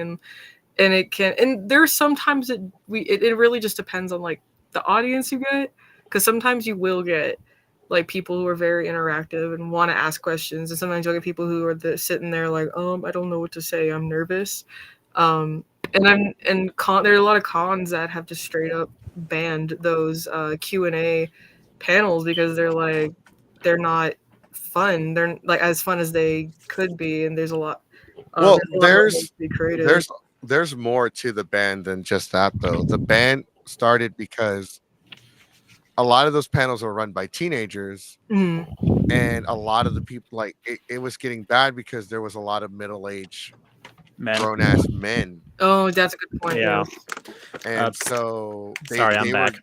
No, you're fine. They started getting inappropriate with the questions, like, oh, if you could like hook up with anybody from the cast, who would it be? Or oh, what would y'all do to each other sexually, or shit like that. Yeah. Oh, Mhm. yes. I remember. Oh, ugh. Even recently, there's like that too with Has Been Hotel and Oh my Hero. god. Don't, Yeah, that's the new cringe ugh. community now. We all know that one girl who went up to the official cast and asked that question. It was like, ugh. So I'm gonna be honest with you. I absolutely hate those Ask a Cosplayer panels because of that reason. Yeah. Like- Luckily, those the cosplay and character panels, they're a lot more creative now. I mean, I've run so many of myself. Like there's just so much you can do that you can get creative with. There are sometimes I'll even like have like whole presentation panels where I'm in character. I think last year Delta H, so I'm really, so if you follow any of my content, it's very obvious that I'm really into the anime JoJo's Bizarre Adventure. I could tell yeah. just based off your cosplay, Yeah. because when you did it so well, and I think Oh. your character was. You pretty also good. have the JoJo poses mastered, So Yeah, like so- that's a JoJo fan right there. You have to Thank be a fan. Yeah, you definitely we could tell right away you were a fan. And quick shout out to Stellar, Man X, I guess that's how you say it. Who said their favorite panel at Colossal was the Dragon Ball panel. Thank you so much. Ooh, yeah. That panel was amazing. Like it was a Dragon Ball panel, but at one point some guy said the HEV sucks and the entire panel booed him. That's just so No funny. store does more. That should have been the chant. No store Here, does every- more. Here, No every- store. better. It got worse. It got worse. They asked him, where do you grocery shop at then? And he said Walmart. Walmart. Oh. That's just so And so funny. Everyone Hey, if it's booed the him Round even Rock more. Walmart though, No, it's Yeah, probably that- like outside of it, maybe. No, he was from a different state. Okay, He was that from, like- explains Yeah. He was from a different state. He's like Doesn't HEVs, understand. because we were talking about like toxic fandoms. I mean, and he's there's like, an HB HEV, Plus. like HEV's not that great. But isn't HEV There's an HB mostly Plus in nearby the Texas, though? Kalahari. Yeah. Right. There is, but like the guy is from a different state. Isn't HEV mostly in Yeah. Texas? Oh. I think it's Yeah, it's only a in Texas thing. Yeah, it's pretty much only in Texas. It's headquartered near San Antonio. So The Whataburger of grocery stores. That's the best way. to describe it. Walmart's the participation trophy of Groceries. No, true. They've been trying. I've been seeing some Walmart ads, and they're trying to get fancy now. And it's like, guys, come on. did you just spell Bucky's with a K? Flip the mattress? Come on. Oh, Boo. You know what it is? I think it's probably Mandela effect because a lot of people still think it's like the whole Chick-fil-A thing. Oh, people think there's no K in Ooh, Chick-fil-A. yeah. I'm like, no, there's always been a K in Chick-fil-A. You're not Yeah, gaslighting me. it's actually pronounced Boosies. It's Boosies. I don't think you want to say that word because it's very close to another thing. Yeah, see, I'm gonna go ahead and leave. Sonic, you're in charge. Okay. Sile, why must you do me like that? Oh, but Bussies. as I was saying earlier, though, You're gonna get no, me but yeah, canceled by if you watched YouTube. my performance at the cosplay contest at Colossal, I did sneak in some JoJo references in there. I did do some poses like in between my performance, but what I was trying to say was last year Delta Age I did a whole like JoJo tournament panel where it was like ranking different things in JoJo, like the main JoJos, the villains, openings, whatever. And I did it in character as Dio, so it was basically Dio roasting everybody's favorite thing, and it was really fun. I ended up actually making friends with Zebra Star Cosplay with Jade because of that panel. So it was, and then this year Delta H I did a JoJo meme panel where Jade and we just explained so many different JoJo memes, and I had a lot of people afterwards come up to me and say, "I'm going to start this anime now because of you." So I'm spreading my JoJo agenda. That's a way to put it. Yep. The cult in quotation marks. Making people watch JoJo is definitely an agenda for sure.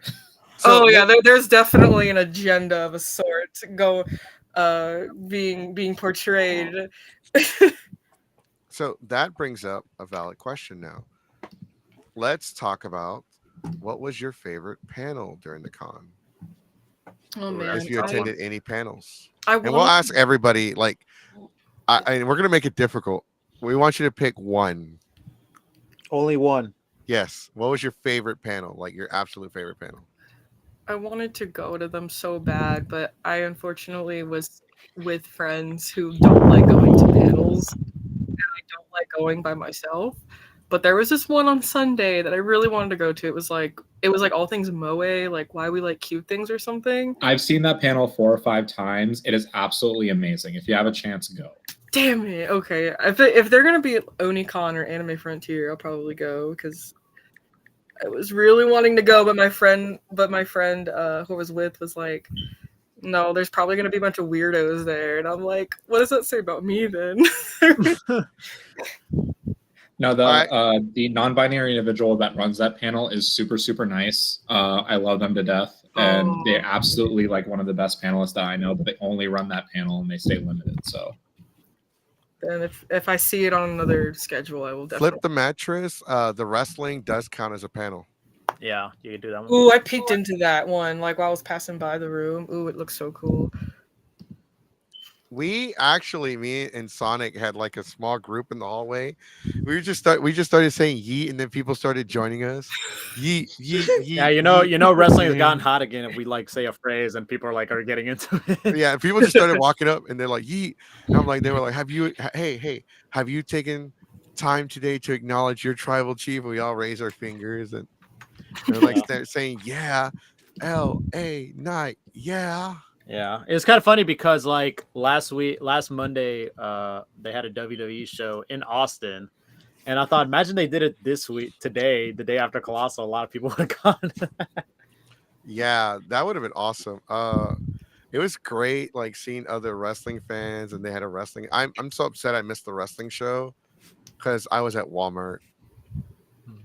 Well, honestly, I also missed it because I didn't know what time it started. Like somebody told me 4. Other people were saying 2 and all that. They had like different like mixed messages. Yeah, nobody gave me a straight. And you know me, I don't look at schedules. I'm like, I have to have a handler for me to help me with my panels. Like, hey, what time is my panel? All right, Jesse, you got to be there at 12. All right, cool. Because I will not remember. But okay, Nope. so Suffering, what was your favorite panel? I that's a difficult question to ask you because you're like me, you don't really attend too many other panels. I try to when I have the opportunity. I was super busy with like working on this stuff this weekend, so it'd have to be one of my own. Like not to be egotistical, Yeah, but not like, the flex and all that.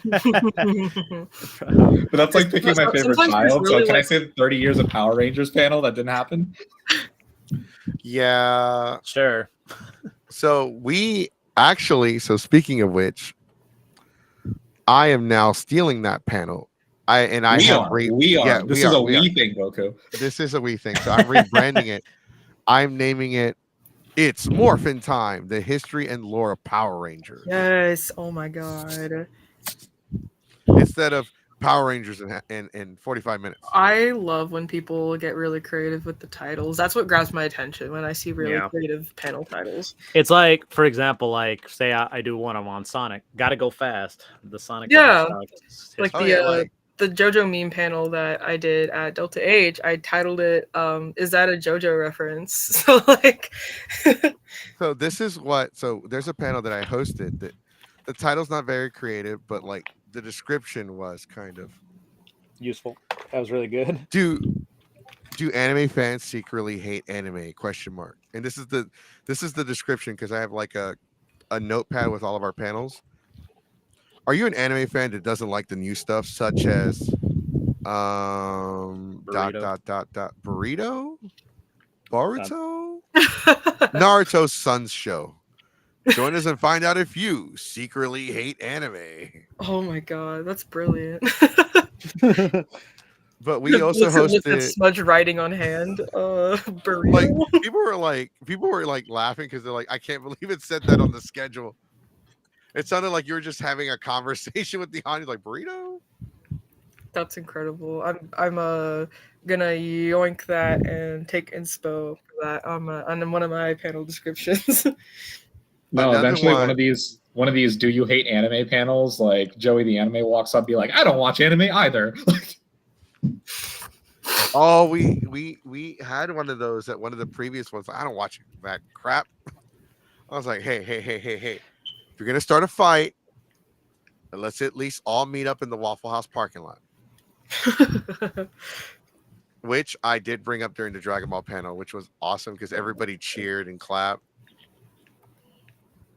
But like our Dragon Ball panel is called "It's Over 9,000," a Dragon Ball panel. Yes. So I like that's one of the things I preach during like because I have a panel that's called "Making Your Own Panel 101," and I tell them like, okay, this is going over basic stuff for panel making. And the first thing you want to do is like, as a panelist, we're selling our panels. We're selling ourselves. Hmm. I know we're panelists, but we're entertainers. And when you pitch a panel, you have to pretend you're selling it. That's what makes these cons because, and I tell people all the time, there are like 10, 20 groups out there that probably host the exact same panel. But marketing is everything because you're trying to make it unique. Like my cosplay dating game show is called the Super Cosplay Dating. Like I put the word show in it as well. The Super Cosplay Dating Game Show.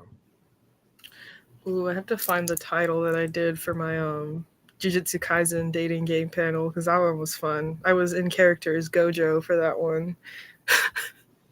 You should probably call it like if it's within Jujutsu Kaisen, like add the word universe to like a dating game Jujutsu with like something Jujutsu Kaisen universe. Hold on, I have to find it because it was genuinely so good. All right, so while you find that, Mafu, Yeah. let's get your favorite panel. What was your favorite panel this weekend? So I'm gonna pick an all ages one and an 18+ one. So of all ages, I really like the craziest Japanese games panels. The craziest Japanese games panel.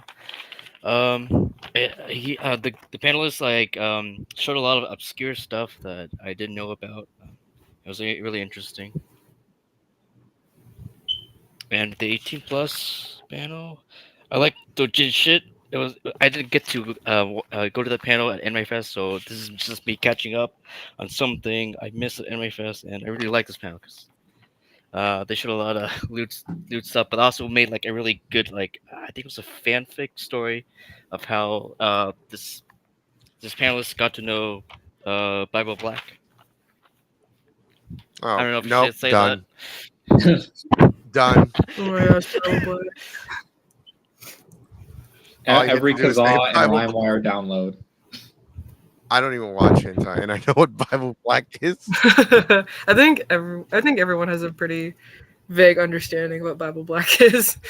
Yeah, like everyone at least that's like 25 and up. Mhm. Maybe like if you're like 18 to 20, maybe not so much. Like if you're 21 to like, like dinosaur age, then yeah, I think you should know what it is. Like 2000s decades memes are dying because we're becoming dinosaurs. We are like, bro, like they're like, oh, if you were born in the 80s, you're the ancestors. I was like, I hate you. No, I've been seeing people be all like, being like, "Oh, if you were born in the '90s, oh, you're old you're old," and I'm like, "What? What do you mean?" It's like that thing where it's like you go to like a liquor store. It's like, all right, I need some ID, and then you pull it out. It's like, nah, it's okay. I'm like, but you didn't watch it. Yeah, I saw the 19 in front. Yeah, I saw 19. You're good. Pretty much. I'm like, bro, don't say that. Please. Don't call me out like this. Oh, I found the title. The fact that people that were born in the year 2000 are going to be turning 25 next year is crazy. Stop. I just turned 36. Anyone born after the year 2000, I'm like, are you even real? Oh yeah, like you're not a fetus. What? You're real? Drink? But Like- yeah, so I found the title of that Jujutsu Kaisen dating panel. I called it Satoru Gojo's totally official amazing Jujutsu dating game. Okay, that's good. I like that. That's actually. I don't even watch Jujutsu Kaisen. I think that's a pretty good title. It's a good anime. Totally nothing bad happens in it ever. like here's the thing though, I don't have like the patience to watch like a lot of anime. Yeah, that you do have like 2 seasons to get through. It's very grabbing, like it grabs your attention, but it's also Well, very that's where like the autism in me kicks in. Like I Mhm. watch like a lot of the same crap over and over. Same. I have a lot of friends telling me, like, "Oh, Oliver, you need to get into Dungeon Meshi. You need to watch this and that." And I'm like, "But what if I just rewatched JoJo for the 10th time?" I do that with Super Sentai series a lot. Yeah. I will always watch Go Kiger. Go Kiger is my go-to. It is my comfort show. I don't even care if it has subtitles. Marvelous is like my favorite character. So I would watch I would rewatch Gokaiger more if it wasn't for Gokai Silver is just so extra. That's the point, though. He's a fanboy. They established it. He's not a fan. He's not just a fanboy. He's a weeb fanboy. Like he's supposed to, and he does such a great job of being annoying that he actually kind of has charm, but he's supposed to be a little shit. But see, this is why I like Q Ranger, because they made the fangirl a robot, and it's funnier that way. It is funnier. No, I will admit that was pretty funny. But like I think Silver gets too much like crap from the it's nobody really likes him because he's such a fanboy. Like, oh, he's so cringy. I'm like, that's the point. People bitch about Saiyaman from Dragon Ball Z for the same reason. If you really think about it, Gokai Silver is the Saiyaman of that season, at least. But like with Dragon Ball, I've seen Dragon Ball like 20 times. So if you watch JoJo's Bizarre Adventure like 100 times, you'd probably be in the same boat as me with Dragon Ball. I've seen that so many times. People are trying actively to convince me to watch other stuff. I think I can quote most of like the Funimation lines, like word for word, and the Team 4-Star lines from Dragon Ball at this point. So, is it sad that like canonically Team 4-Star's adaptation is more canon than the Funimation original dub? I love Team 4-Star. I mean, like I think they did a better job with like honoring the source material in general, but I have a gripe with Team 4-Star because you can tell when their passion kind of dropped off in their adaptation, because they were building up so much different like plot threads with character development and whatnot for the Cell games, and it was just kind of a retelling rather than an abridging. I think, well, like they acknowledged that, like, so your complaint is actually probably one of the most common ones I've heard. And they actually acknowledge it, and I think Super Android 13, like, oh, these people, do they even care anymore at this point? And I don't think they stopped caring. I think they were just at that point they were trying to be more and more faithful to the adaptation because people were actually like giving them kudos for being closer to the source material than Funimation. Which, I mean, Funimation didn't do a bad job, but even the Spanish dub of Dragon Ball Z is closer to the material source than Dragon Ball Z Funimation. I mean, we got so many funny and iconic moments from the Funimation adaptations too, right? Like, we wouldn't meme about anime as much if like Funimation and 4Kids didn't do such a wonky job on some things. So yeah, you gotta do some bad stuff to get to the good stuff, you know. I don't think it's not so much. People say they stopped caring Team 4-Star because I'm reading one of the comments, but I think it has more to do with the fact that there's so much. If Dragon Ball Z had been shorter, I think it would have been a lot better. But because the show was so long, you can only have so much material to go around before any show becomes stale. Mm-hmm. Like, look at like Family Guy, that got stale. At one point, American Dad got stale. Futurama got stale. Simpsons get stale every now and then. Yeah, which even you consider South Park. South Park has got a bit stale. You know what I mean? Especially it's the same guy writing it for almost like 30 years. You know what I mean? Yeah, WWE got stale. I mean, AEW is currently getting stale. I know I pissed somebody off with that comment. Like, everything eventually gets stale. Like it has its ups and downs. So I think Team 4-Star was just a victim of just just being around too long. It had the season 3 been shorter, like the Frieza saga, like 20 episodes, I think it would have been a lot better. Mm-hmm. But all right, so best panel, Sonic, you went to panels. What did you think? Gonna be a bit biased because can we count your panels? Yeah, you can say mine because you weren't a host. Mm-hmm. Yeah, I would say that one. That was a good one. So can I we did just like say something real quick, just to kind of I want to say something just to defend you a little bit. okay. That Dragon Ball panel had no business being that good. Like there was just like that was lightning in a bottle that weekend. Oh, absolutely, it was. And then a panel that you weren't in it, but I did like was the history of Toonami. Oh, they had that? Oh, I wanted to go to that one. Yeah, I know the panel host for that one. They do a really good job on it too. Mm-hmm. So. That was a good one. Same. He also did the You know crazy who's Japanese news panel. So very good. Who's Samurai Dan, by the way? He was the guy that was there before us with the dog. Yeah, no, but who is he? I've heard that name before. I'm not sure. I think I'm trying to remember if I could look up. I don't know. I think he has a pretty because I did see stuff in front of the door near the exit. Like basically, he's a performer and author. He does a lot of like basically a. Hold on. According to his website, he is a full-time martial arts instructor. He specializes in 16th century samurai arts. He runs a dojo in Iowa. So basically, he does like a lot of stuff. He does like a lot of humor, does a lot of history. He's pretty much the best way to describe. He's like an educational panel in a way. Okay, because I've never been to one of his panels, but I've heard his name a lot. Mm-hmm. And then I just saw the dog, and I was like, "Don't tell me the panel's about the dog," because I would have been here for that.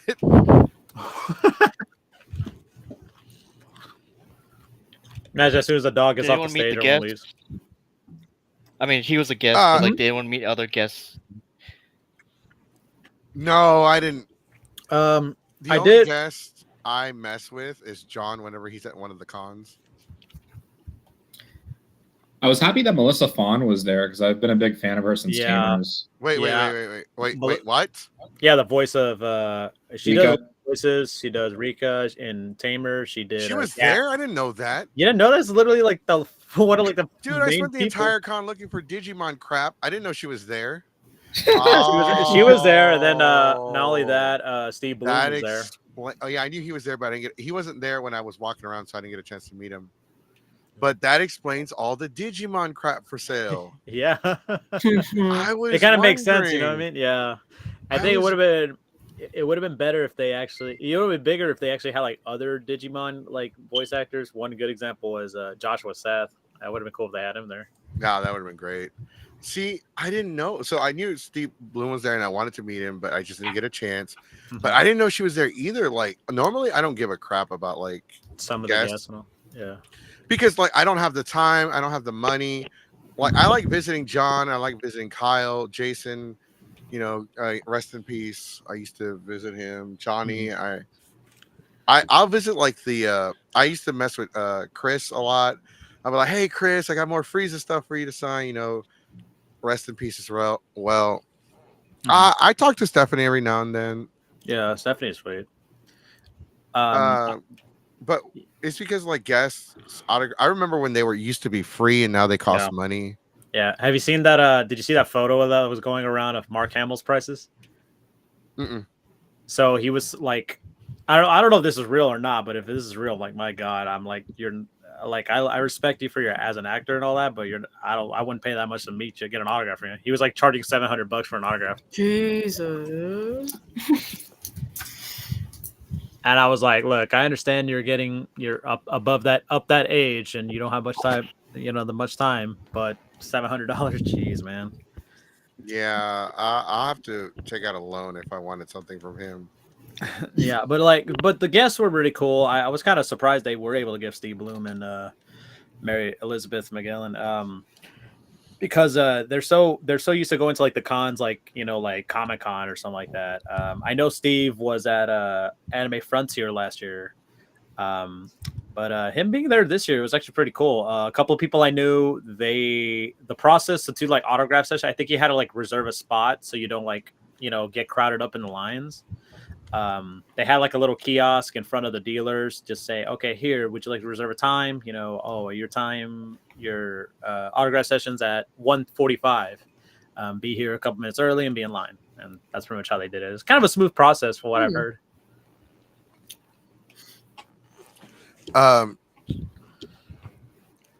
So I do have one big complaint about not the con itself, but about the people, the attendees.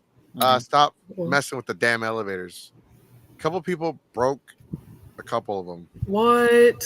Like they were, if you didn't notice, the elevators were like going much slower as the weekend progressed. People were like prying the doors open, jumping in them, pushing all the buttons, messing with them, just like can't take it anywhere.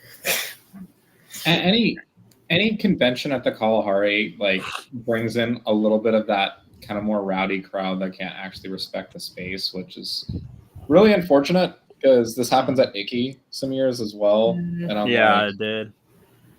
Bro, this is why venues and hotels don't like conventions anymore. Like, which is crazy. Yeah, it reminds me of that. Like that. I think it's that Mr. Bread YouTube, Mr. Bread cosplayer. If you know who that person is. Did that run up in the wall and cause a hole on the wall? Oh, you're talking about Thin Wheat Pete's. Yes, Whole Wheat Pete. God, we have nicknames for him. Thin Mints, Wheat Bread, things to say about that. Man. Yeah, I think what if anything, if in a way, I don't know if it's a rumor or not, but apparently he was responsible for the reason the WeebCon is changing venues. I don't know if he was the sole reason, but he definitely added to the problem. Okay. Gotcha. But I don't know if y'all know what exactly happened. Was it like WeebCon or with him? Yeah. Why, what he did specifically.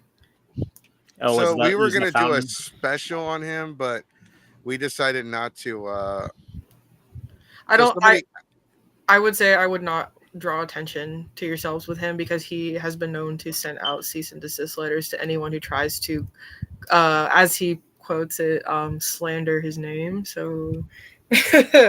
Yeah, I love his staff. Him, I can deal with. Yeah.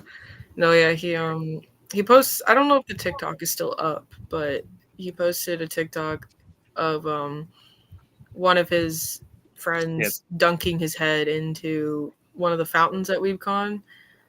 And then after that, security was extremely like no one go near the fountains. You better not even stop at the fountains. You better not even come like 10 feet within the fountain or we will kick you out kind of deal. Like it got to a point where like they were even like cracking down on people, like even just taking pictures like around the convention center because they were just like no, we think you're up to some tomfoolery. We don't want any of that. And it really sucks because most of the people there just wanted nice pictures. It's a really beautiful venue. It's really pretty. So we actually did hear about the fountain incident. Yeah, I think it's still up on TikTok. It probably is. It's up on our channel when we did this because we did 2 specials on because we have a lot of new followers now. And by the way, guys, a lot of you guys aren't subscribed to the channel and y'all watch the show. And if you're watching, please subscribe and give us a thumbs up because it helps us with the algorithm. Our channel has been so a lot of our original followers kind of don't watch the show anymore. And I think the longest viewing follower we have that I know of, maybe I'm wrong, correct me in the chat, but he's not here right now, is Pachinko is definitely one of our OGs. Yes, he is. We used to have other we talked about WeebCon earlier this year because of what happened with the room party incident. That too. with the sexually assault. I mean, are we allowed? We can say sexually assault, but we can't say the other word. Just say SA to be safe. Well, Yeah. right. But YouTube and Twitch don't care about SA. They just don't want you using the other word. Yeah. Yeah. They want you to say grape. Which is understandable. So this individual was SA. That sounds horrible. I don't like saying that. The whole situation is horrible, but that just kind of like anyway. So it was an SA incident with this individual that happened at one of the parties because the assailant, the person that assaulted them, slipped something in their drink at a room party. Ooh. And this became, once this broke out, it was all over. Like people send us like news articles and stuff like that, and they tell us anything. So we did some investigating, and some other people that are friends of mine like looked into it as well. And I'm not going to say any names to protect them, but it got so bad that we actually spoke to some of the actual staff of the convention, and they got in contact with the individual. They apologized. Obviously, this happened in a room party. The convention has no control over what happens in the room parties. Mhm. But people still wanted to hold the convention accountable, which in some instances is not fair, but because like I said, they don't police the room parties. So we did that episode. We did 2 parts for WeaveCon, and they brought up white bread Mhm. boy, Hmm. and they talked about like how he was there. I didn't honestly until this year. I didn't know who the hell he was. Never heard of him. Never interacted with him. Never met him. A lot of people are gonna say it shows how out of touch we are. Well, Okay, it's probably a good thing that y'all. Yeah. when you're a panelist, you have like you're either hosting panels or like so. You're kind of locked in. You're just locked in. You're right. So Yeah. you already have like your free time already kind of taken up. But when you do panels and press, like you're trying to like, because we walk around the cons and we try to attend some of the panels and like, okay, this one looks interesting. Let's go check it out. And we have to write down notes and like things about the con. And I like this weekend, I spent a lot of time talking to like, so I can officially say right now that we are going to be at COLOSSALCON. We were going to make the announcement next week. We spoke to the convention. We came to an agreement. They're going to do the interview, by the way. Yes. So COLOSSALCON will be on the Geeks Forever podcast to be interviewed. Not just them. Anime Frontier. Mm-hmm. Yo, nice. Ushicon Nice. as well. We're still Nice. working out a deal with Onicon as far as the interview goes. Yo, But like, moving on up. it's because we started off as a trash talking podcast, and now we've become the convention review podcast. Mm-hmm. And it's like, okay, yeah, go ahead and review us. Like, what do you like? Oh, yeah, we can come on the show and talk about yeah, because I'll tell them straight up, like, look, we can do an interview, but we're also going to do a review. Mm-hmm. So like, and then like we found out that like, yeah, the conventions are listening. Some are not happy because of the criticism, but some are like, okay, Understandable. yeah, they're like, okay, I get it. Mhm. I get it. This is what we They should listen to the criticisms because maybe they're doing something wrong, you know? right. You can really see which conventions have a positive outlook as a result because they take it as constructive instead of like, oh, you're just trying to damage the con. Yeah, Right. exactly. Because that's the whole point of closing ceremonies. It's supposed to be where people give their input and Yeah, and then feedback. usually after the convention, like the day or two, the official on their social, like, hey, thank you guys for attending. If you like, please give us feedback, and like they'll send a link to like a form, like, here, send us some feedback in case you weren't able to give us feedback at the closing ceremonies. Oh yeah, I'm not going to say which convention, but I wrote a review for one of them. I was like, your convention this year, like your convention was great until this year. This year was so bad it was more boring than church. Oh, Get your shit together. dang. Yeah, but this is before we started the podcast. Now with the podcast, I could say it over YouTube. Same statement. Yeah, but especially nowadays, a lot of companies rely on stuff like social media to like, make Mhm. changes and shit. So yeah, which is Are understandable. promoting, like, because it's free promotion, right? Like, hey, Yeah, like we check it out. You can come interview, advertise for free. All we ask is that you consider us for a press badge. yeah, something like that. One good example was we actually got to talk with yesterday at the flea market. We got to talk to one of the people on the table, which turns out was the coordinator. I think either the artist coordinator for Sonic Expo. That's Oh right, my we God. did. Yeah, so I want to go to Sonic Expo. Yeah, so shout out to All Peachy, by the way. She is the coordinator for the Artist Alley, I believe, or just the volunteers. My apologies if I don't know her title, but she was really sweet about it. She was down to earth. She talked to us. We're maybe looking to do an interview with them in the future. Oh, not just them. Thank you for bringing that up. YumiCon as well. Yeah. Hmm. YumiCon. And then actually on Saturday or Friday, I actually got to speak to the chairman of Sonic Expo. I was talking, I was like, hey, looking forward to Sonic Expo in November. It's like, oh, did you get your badge? Like, oh, no, we're actually press. So we was wondering if, would you be interested in doing like an interview with us for our show? And she was like, okay, awesome. I'll be down for it. And luckily it's cool when you see like heads of cons like talking directly to people like that. Oh, You know what yeah. I mean? She would ask us, oh, did you apply for press? I'm like, yes, we did. We haven't got a response yet. And they're like, okay, no problem. You'll get either an acceptance or a rejection, but just let you know, we're not going to ghost you. So you will get an answer, guaranteed an answer. I'm like, okay, it's awesome. Thank you. Solid. I think we're not. I'm pretty sure. I'm 100% positive we didn't start the trend, but We'll take we credit. kind of we'll take credit for it because at what was it? It was Anime Austin. My buddy was he's the con chair, right? So he approved us for press. He's like, so who do you want to interview? And I'm like, let me interview the DJs. I want to interview the people that are like doing the stuff for the con. And when I spoke to the DJs, he's like, bro, like no one ever asked to interview us. Like it's always the guests. It's never the people that run the con.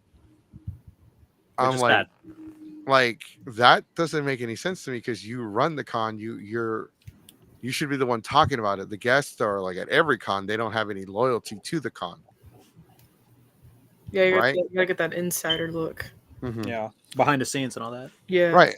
And that's where like because we started reviewing the cons and we started talking about the good, the bad, the ugly, and people started sharing tea with us, like, oh, this happened with so and so, and we don't even get like, and it started off as just like rumors and innuendos, like right, just like this couple broke up, this person cheated, to now we're getting like we actually got an inside scoop on a scandal in the community with a convention but we can't report on it because there's a lawsuit. Oh. If you know, guys, because a lot of people have heard about what's going on, but we can't say it on the stream. But yeah, we got a lot of information about this a certain convention just like being just like bad, and then I'm not going to go into detail because if we reveal too much, it's going to become obvious. But like, yeah, we were asked by the people involved in the lawsuit not to because there's an episode of Geeks 5 Ever where we had like advertised, we're going to talk about this con, the good, the bad, the ugly. Stay tuned for a special, and then we got a message, hey, please don't do it. I'm begging you. And it was one of our friends, one of our cosplay friends, and I'm like, I respect her enough to where I'm like, okay, because it's you asking me, I won't do it. Like, and also just in case, rather be safe than sorry. Right, because we now have a policy like, hey, look, you're gonna talk bad about somebody, please don't say their name. They'll say their name, or we have to hear both sides too. Yeah, we gotta talk to them because we already had one convention that they were suing our guests, and because they were suing our guests, we had to give them a copy of the show, and we had to take they didn't ask us to take the show down, but we took it down anyway. But we gave them the copy. So, like, one of our guests got sued for slander because they were saying all kinds of stuff. Yeah. So now we're extra careful. The one dude snuck on the podcast and flashed everybody. What? Yeah, that happened. Yeah. That happened because people will. We were talking about Matsuri, and they got upset, so they came on the show and flashed their hot dog. Average Matsuri Oh, fan. well, that explains why you gave that little thing in the beginning before you were like, before you join, don't do this. I'm like, Yep. Yeah, it happened. I was like that episode. It's all that episode's deleted forever. Mhm. yeah. Like it didn't show up on the stream though, because I guess they censored it or something, or It probably got whatever. flagged or something. They got flagged. Or, yeah, it probably did. But like, it only appeared on the stream for like 2 seconds before I took them out, and I was already like, I was like, you could hear me like cussing and like throwing stuff off my desk and like, because they named themselves after one of our co-hosts. Mhm. So he put Jace as his tagline, and I thought it was Jace, so I didn't question it. Mm. And they came on here and flashed everyone, and I got mad. So obviously, it was somebody that watched the show regularly, because they knew to name themselves after one of the co-hosts. So, anyways, yeah, that happened. A lot happens with reviewing cons, but. Okay, so another next question for everybody that's here is, what is one thing about the convention that you feel like they could have done better, something you didn't like, or just overall, just even if you liked it, what if they could improve it? That's a good one. Wait, so Ryu Sasuke Miura 1995 is, sorry if I said your name, I butchered it wrong. I'm so sorry. Is this on Instagram? Yeah. Okay. Yes. Anime Austin is freaking small and so expensive. Not my cup of tea. Is that con still around? Is it? I don't feel know. like it Like doesn't- I haven't heard No, anything from well- them. The only Austin convention. So I heard Oh, the go ahead, con sorry. chair is moving to California, or like, Yeah, that's what I heard you know, as if he's well. moving to California. Hey, That's the last I heard from the con chair. That was like a year ago. Isn't the con chair the owner? Because now I know that sounds like a dumb question, but nowadays that is no longer the case. Like con chairs aren't the owners. For a lot Yeah, of the cons guy that anymore. was operating it. I don't know if he was the owner for sure. You probably know better than I do, Goku. I know. No, the con chair of Anime Austin was not the owner. Because it was my buddy. I didn't know he was moving to California. I have to text him later. Oh, wait. No, I know why he's moving. Okay, never mind. I've said too much. Yes. Yeah, so it was my buddy. He wasn't the owner, though. I think Anime Austin's not owned by IkiCon. Which one was owned by IkiCon? Anime CTX. Yeah, CTX. Yeah, they rebranded it Anime North Texas. I don't know if that's coming back. So. There's a lot of cons that are not coming back. So, guys, next year don't be surprised if a couple more conventions don't come back for a following year. We've been talking about the crash for a while. It's not something that we want to happen, but unfortunately, we just had 4 conventions a week ago, and I'm pretty sure COLOSSALCON was this past weekend. I'm pretty sure there were more. There've been so many of them. We had Matsuri, Anime Matsuri, Horror Fest Houston, I believe, More Phenomenal Expo, and Ecchi Fiesta, all within the same weekend. 2 were in Houston and 2 were in San Antonio. And I don't know if there were more. It's pretty insane, like especially like I understand like wanting to do all these cons during the summer because that's when you get like a lot more people because there's a lot of like people not in school or people are traveling, stuff like that. But like when all these people are trying to do conventions during the summer, kind of defeats the purpose. It's just way too many. I know there was that one year that Delta H Con had to change their dates like 3 times because there were 3 other conventions trying to do their con on the same weekend, and they finally settled on a date, and then out of nowhere, ColossalCon Texas drops their dates literally like I think a few days later, and everyone was like hounding ColossalCon Texas. They were just like, "Yo, that's not cool, guys. Delta H literally had their dates set, and you guys just swooped in and put your dates down. Now they have to change them again." Yeah, that's why I didn't go that year, because my first year was last year for that reason. So Yeah, and then when they changed it again, and Comicpalooza ended up being the same weekend. So yeah, now I'll support Delta H over Comicpalooza. So so the first year that year that they were on the same weekend as Delta, I chose Delta. And then H-Con Ride or Die. So the year Delta and Comicpalooza were the same year, I chose both and worked both. Oh. And then the year that they were the same time as BACon, once again I worked 2 conventions at the same time. You're a trooper. It sucks. I don't recommend it. Yeah, it sounds like if I had a crew like you did, Goku, then like I would have probably done the same thing. But I was just like, I've known Bacon, the owner of the con, like personally a lot more than I've known the owner of Delta. So I was like, yeah, that's their preferred name, Bacon. Bacon. I'm gonna call it that now. We're all about nicknames in this community. But to kind of share a little bit more, so most of the time I only have a crew to help carry the stuff, not run, or because me and Suffering, like, we help each other out. Like, hey, can you run this panel for me? I can't be there. Or like, look, I'm dead tired. Like, or like this past BotCon, it was raining and it flooded. So I was like, there's no way I'm gonna make it out there. Because it was raining pretty bad that Sunday in my area. Oh yeah, for sure. So yeah, so then he DMs me, and I think did I take over for one of your panels at BotCon? You took over. You and one other person helped. It was WWE versus AEW, and I forgot the other one. I think it was Dragon Ball. I think you. Yeah, it was a Dragon Ball panel. Okay, it was at BotCon. I wasn't sure if it was BotCon or Delta H, but yeah. Right. So unfortunately, this year when it comes to panels, like we said, Deacon, if you're watching the show or if you watch the replay, please contact ColossalCon, because unfortunately, when we got there, your panels were considered canceled, and you were considered a no-show.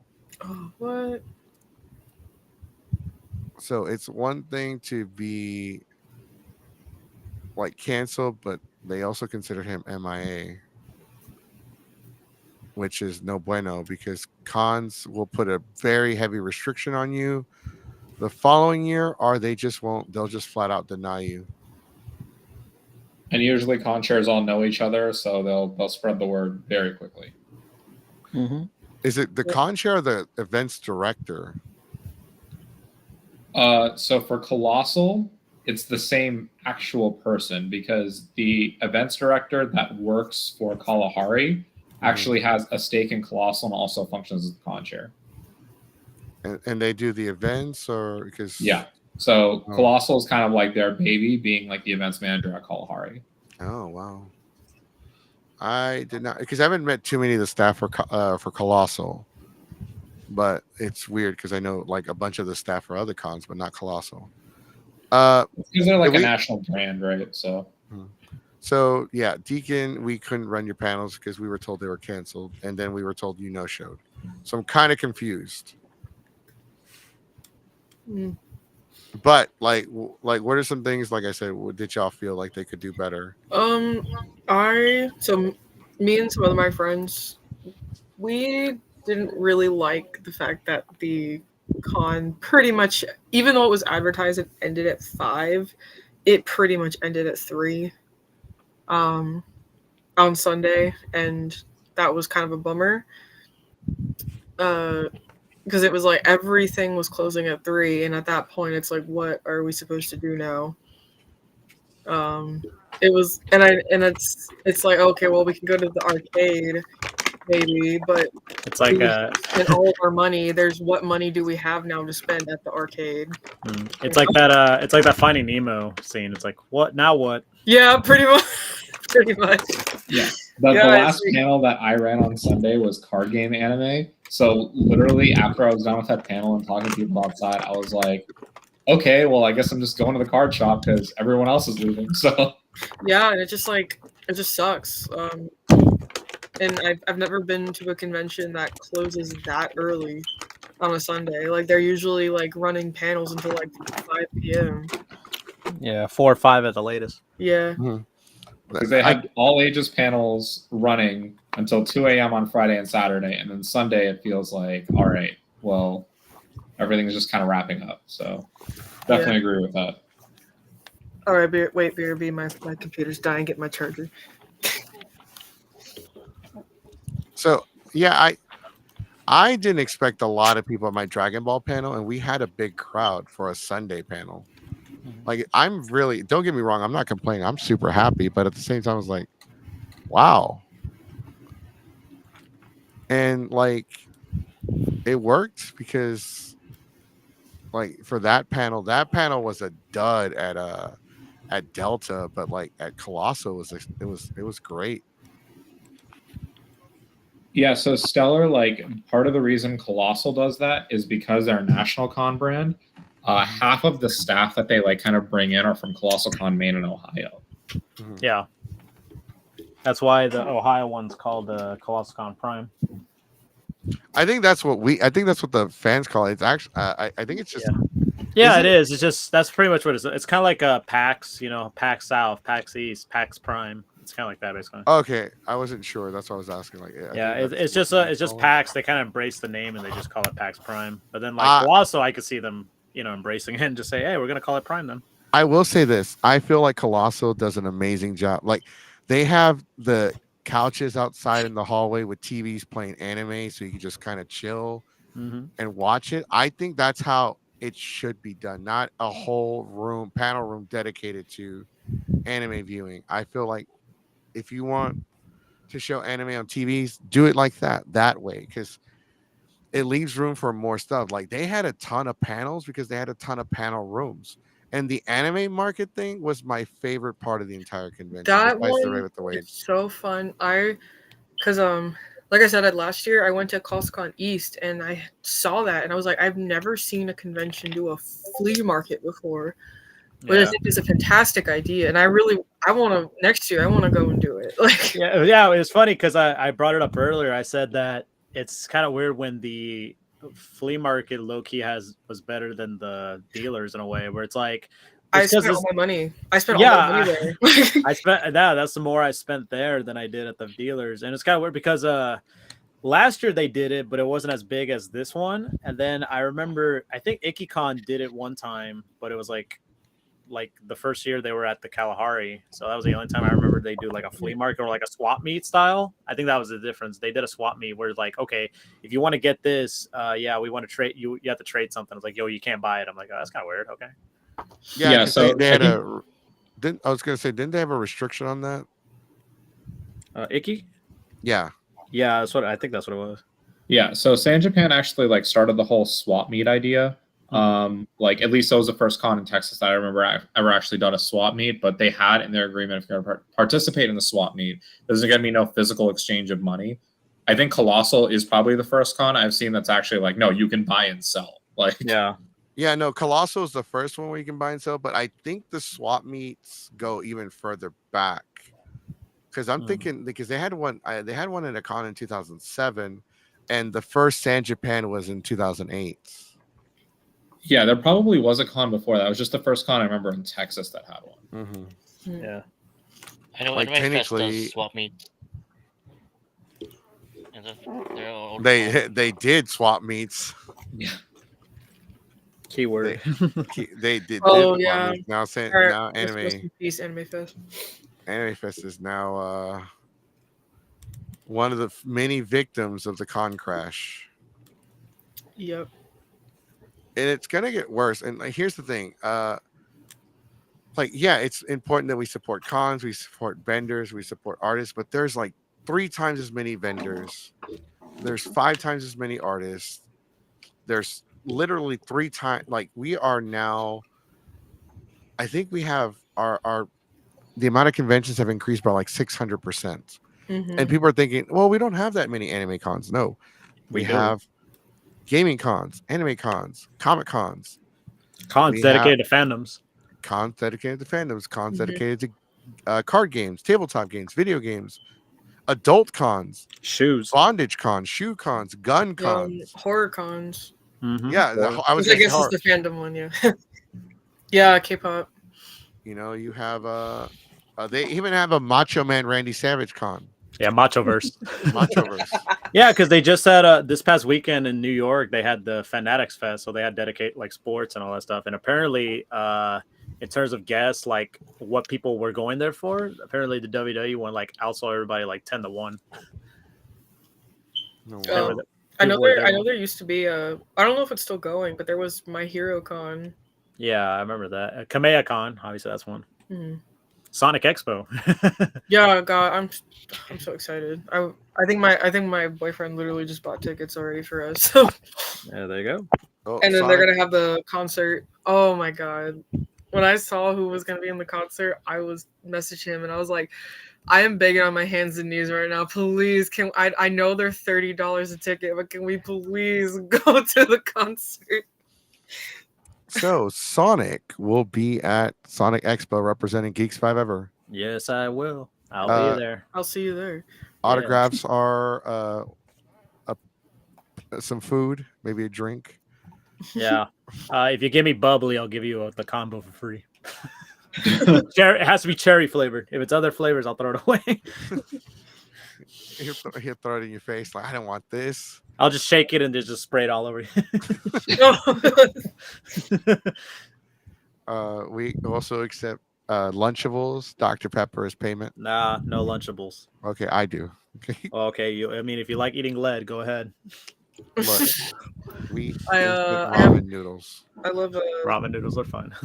I now love drinking the strawberries and cream Dr. Pepper. So Yeah, there you go. I will bring it in. And speaking of Sonic, though, so here locally in the Houston area, so I don't know if you guys know the store called Dragon's Lair. They're doing a Lair Con, like a small little Comic Con at their shop. They're doing it over at 249 in near the Tomball area near Willowbrook Mall. They'll be having a little convention there.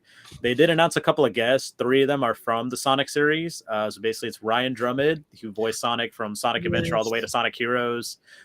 Scott Dreyer, who voiced Knuckles in Sonic Adventure 2, Sonic Heroes, and then David Humphrey, who is the original voice of Shadow the Hedgehog.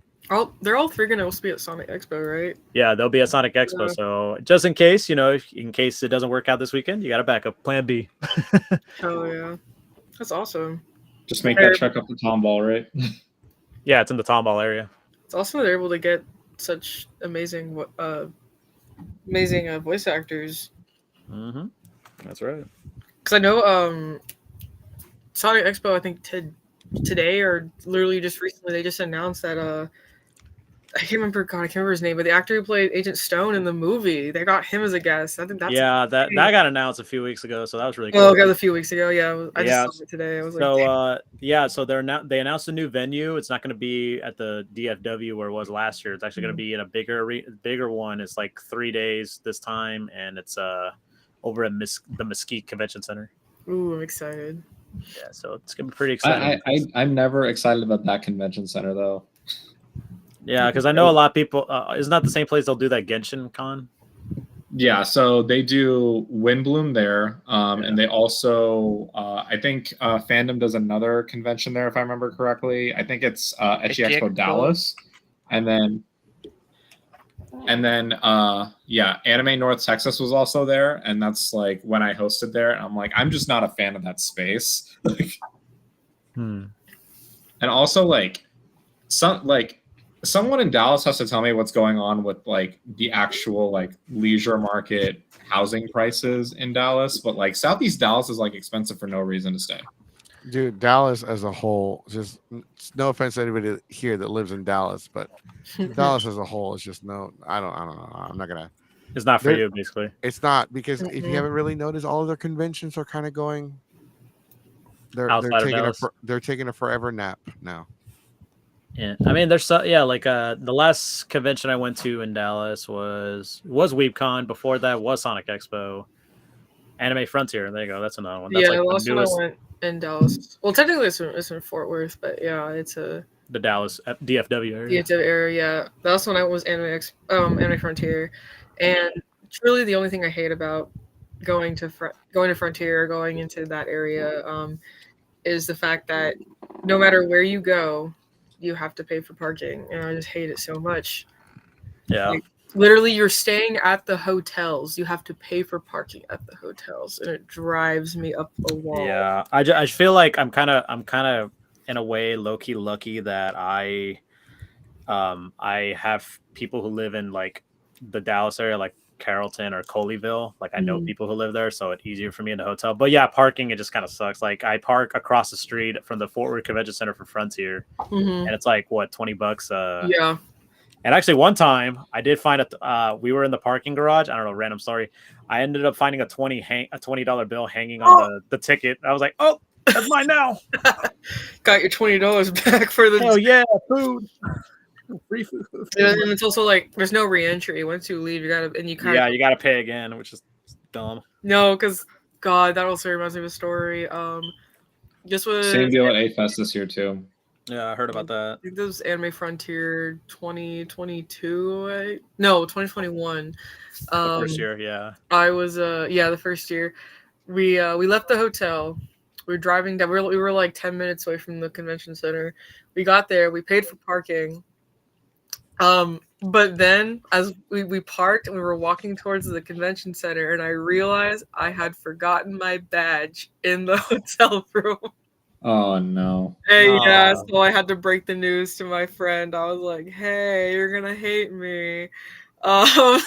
So we had to drive back, and then so we had to pay again. I did offer to pay for the parking at least. I was like, this is my fault. I'm so sorry. Yeah, at least you took responsibility. Yeah, I was like, I'm so sorry. But you know, it sucks. It's like if you leave anything and you're screwed pretty much. Yeah, you're fucked basically. Yeah. So at the beginning of the podcast, we're actually talking about the A-Fest parking situation. Like the fact that during the country music concert and the Rangers game, it was like if you wanted to park anywhere close to the convention, it was $45. Was absolutely dumb. Oh my goodness. Yeah, I'm kind of glad like Sonic Expo happened like right after the World Series for the Rangers, and I'm like, man, it would have been a headache just getting into that. So my signal keeps going bad, and I keep like dropping, but I wanted to say something real quick, Sonic. When you said at least you took responsibility, it reminded me of one of the things that we talked about this past weekend. That I kind of I hadn't told you this yet, but I kind of want to do an entire episode of the podcast dedicated to talking about what we talk. Remember we talked about like that person like getting mad at that other person, and then like the touch my meat guy getting mad at the other person, and like it was bad. So to kind of add context to it, like they were like these two individuals were talking. One of them was like apologizing to the other because they're friends with like somebody that the other person doesn't like, and the person person A is upset, like, oh, why are you friends with this person, blah blah blah, they're toxic. And this poor individual, they're like shaking, and like they're about to have an anxiety attack because they just want to be friends with everybody. And like this person's like, oh, you shouldn't. Like I was standing there and I was just like, bro, what's going on? Like, what the hell is your problem? And I noticed that I know it's kind of confusing because I'm trying not to say names. Person A got mad at person B. Person B was shaking. I guess that's the best way to put it. Yeah, there you go. That's yeah. better. And like I've heard stories about this incident going on, and I'm just like, I saw it for the first time, and person B just wants to be friends with everybody, like, and she's like really like nice, and you can tell she's a little socially awkward, and she might have autism like me, but like I have no complaints. Nice, like I don't. Am I cutting out? A little bit, yeah. You were cutting a bit, but we kind of figured what you were trying to say. Yeah. So like, I'm just gonna like, you know what? guy, like I got mad. I even told you to, like, I almost got violent. Oof. Because he's being disrespectful to people, Yeah, it was especially in a like public setting. you had to like have seen it like in person to understand. Mhm. Like I know an anxiety attack when I see one because I have those, Mhm. and like person B was shaking. Yeah, they're not fun. I could see them visibly shaking, and the other person was like, "Well, you shouldn't be friends with toxic people." Like the who are hell? you to like? Who gave you that authority to determine somebody was toxic or not? You know? Yeah. Is he basically like gaslighting him, that person?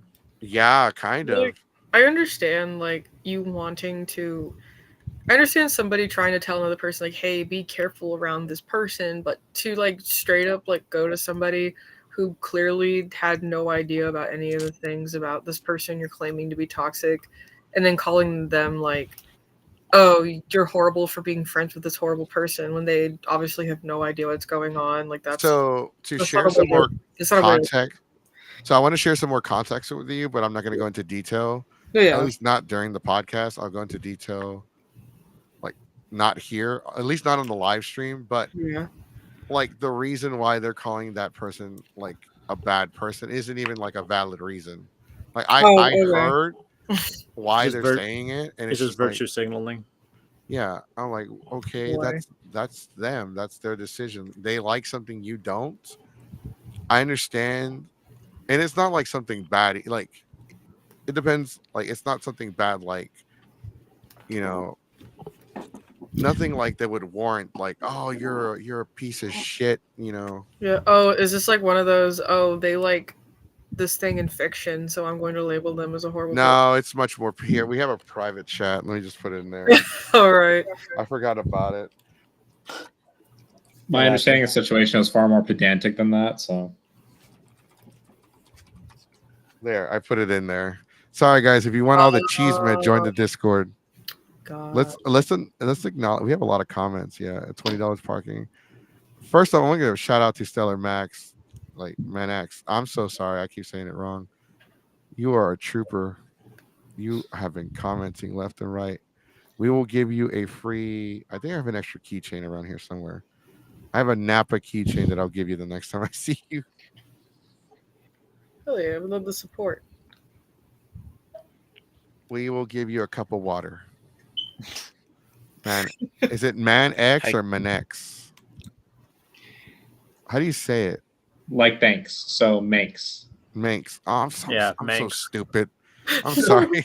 Yeah, I was like, I was trying to say it, Stellar Manx. Manx. But I was like, Manx. I'm yeah, such an idiot. Yeah, See, this is apologies for the butchering of the names for yeah. everybody See, out there. see, Hey, when notice how- everyone gets my name pronunciation right, then we'll be living in dreamland. So okay, that's why we gave you nicknames, sir. Okay, that's why you have a nickname in the group. that is why I'm always suffering.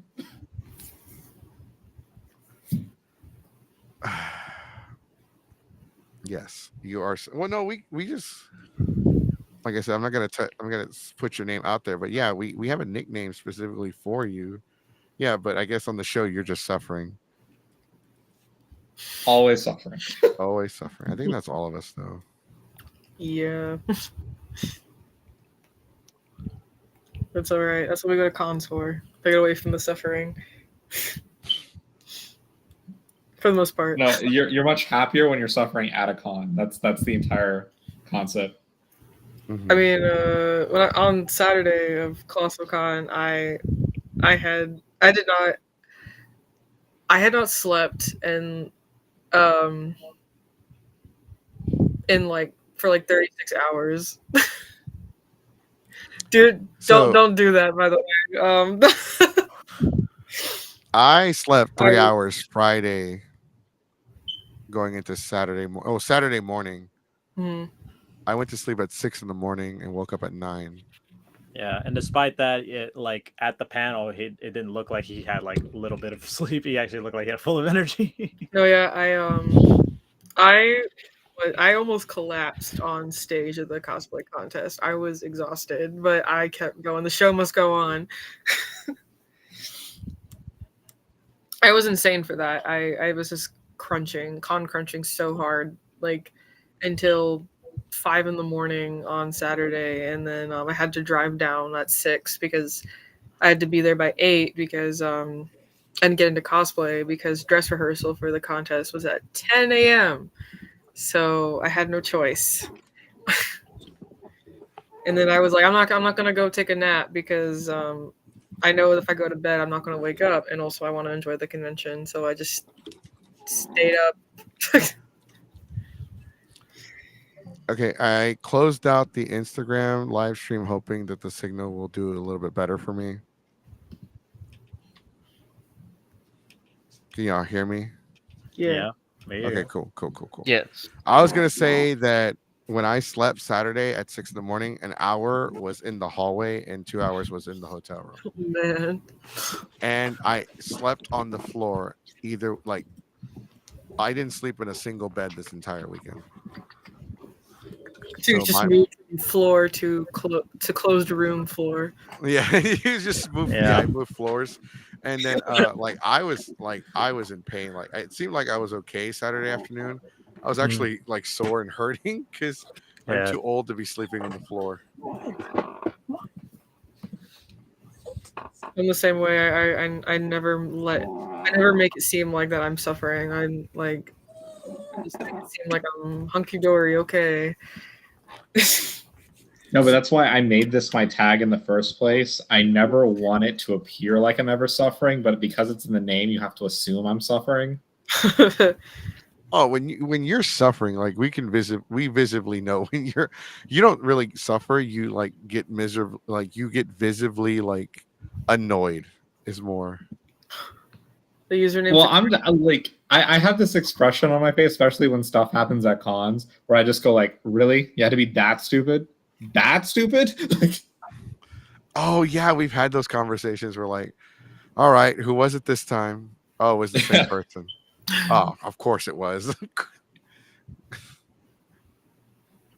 It's like, but like being a panelist already takes up a lot of time, and doing both press and panels and working multiple cons and just I love COLOSSALCON. Like honestly, this is my favorite con. It was really fun though. Like despite the fact that it closed early on Sunday, I still had a nice time.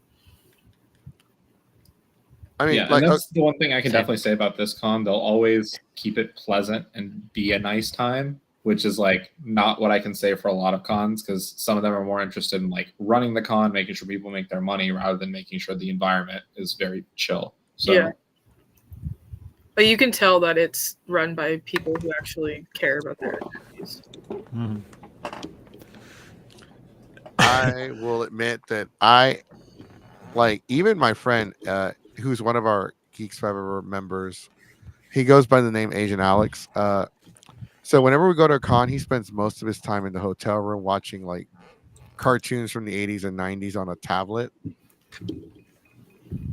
And he was hardly in the room at all this weekend, Nice. which is a good sign that he actually had fun. Yeah. So like that's how I knew it was a good weekend. Yeah, and another good weekend too is because I had a friend of mine who doesn't often go to conventions. They roomed with us, and like they got to experience like stuff like the water park, for example. They got to experience like panels. They got to experience like raves and stuff, and they enjoyed it. It was like kind of surreal. It's like they were like, "Man, I don't often go to conventions," but I'm like, if it's convention, if there are more conventions like these, man, I go to them more often. You know what I mean? Mm-hmm. And it kind my of says a favorite lot. convention is coming in 2 weeks, so I'm looking forward to San Japan.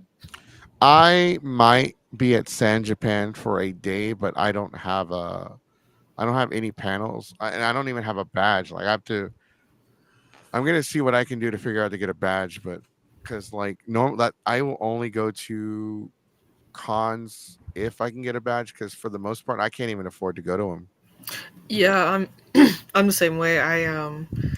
A lot of a big reason why I can go to so many cons is because I'm trying to be a panelist, or I'm going into the contest or something just to get like a free badge or a discounted badge. Because people are always like, "How do you go to so many cons? Like, how do you have all this money?" And I'm like, "I don't. Yeah. So somebody asked me that too. I got asked like randomly. He's like, "Oh, how can you afford to go to all these conventions?" And I just instantly put a GIF of work. Yeah, work. you have to work Yeah. at the con. That's pretty. Yeah. Speaking of that, Also, I volunteered part time to get a badge, so yeah, it's work. No, yeah. And then this year I am honestly the reason why I'm also going to able to go to Frontier again this year is because um last year if you won a best in something for the contest, you got a free badge next year. So it was like cool. Mm-hmm. That's kind of the reason why I went to Colossal, because ironically, actually, at Anime Frontier, they had like a booth at Colossal Con. They had like a little like trivia or whatever, like a drawing to win like free badges. And then, yeah, that's how I ended up going the last few years.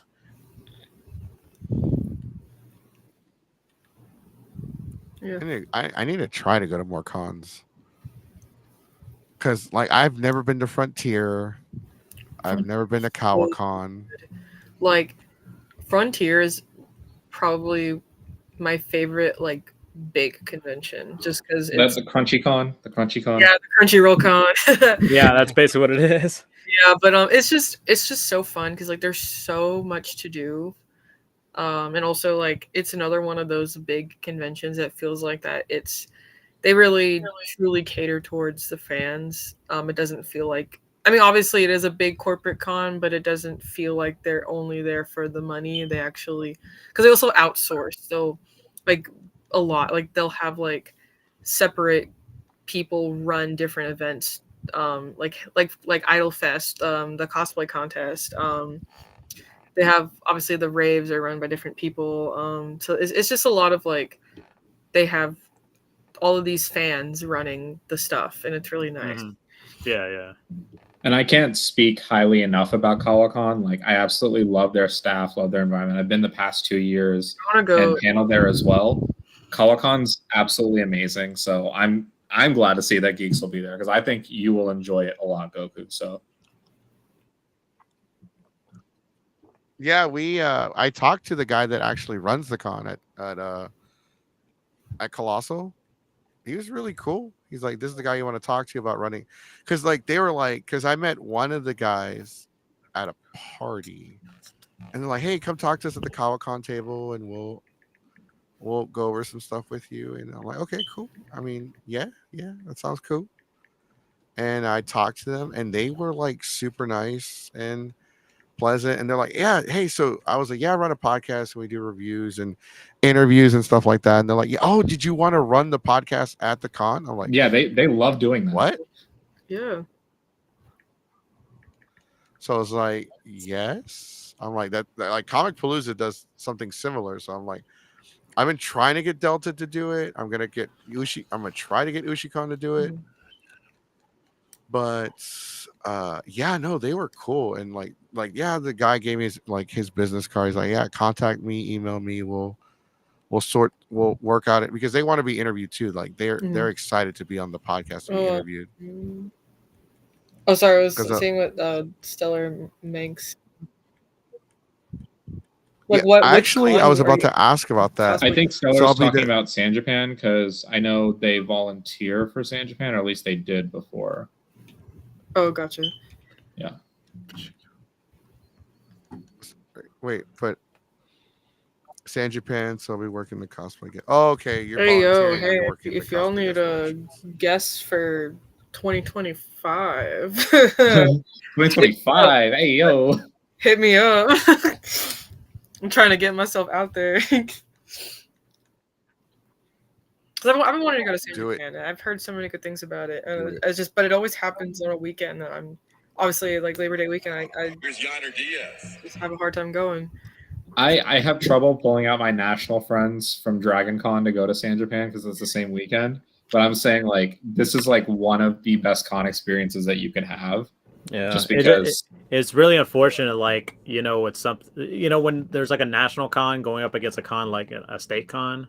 Yeah, it's like a lot of people would probably favor Dragon. Like for example, I have a couple of friends who used to go to San Japan, but then like now that like different changes, opportunities, jobs, finance, and all that stuff, they've been going to like Dragon every year rather than San Japan. It's not like they don't like San Japan. It's just like they want to try something new. You know what I mean? Mm-hmm. It's just okay, like that makes sense. That's how I recognized your tag. Okay.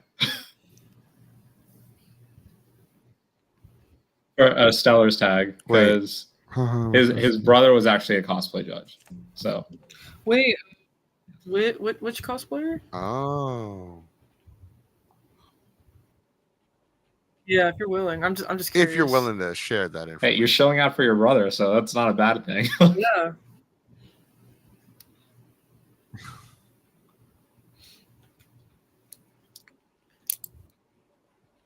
So, all right. So let's get to the scoring. So this is the part of the podcast where we give them a score. All right, on a scale of 1 to 10, starting with Oh. little I would say I'd say maybe a 7.5. Okay. Um, and what makes you say 7.5? probably. Well, to be fair, I also wasn't there Friday. I was on there Saturday and Sunday. But probably because it's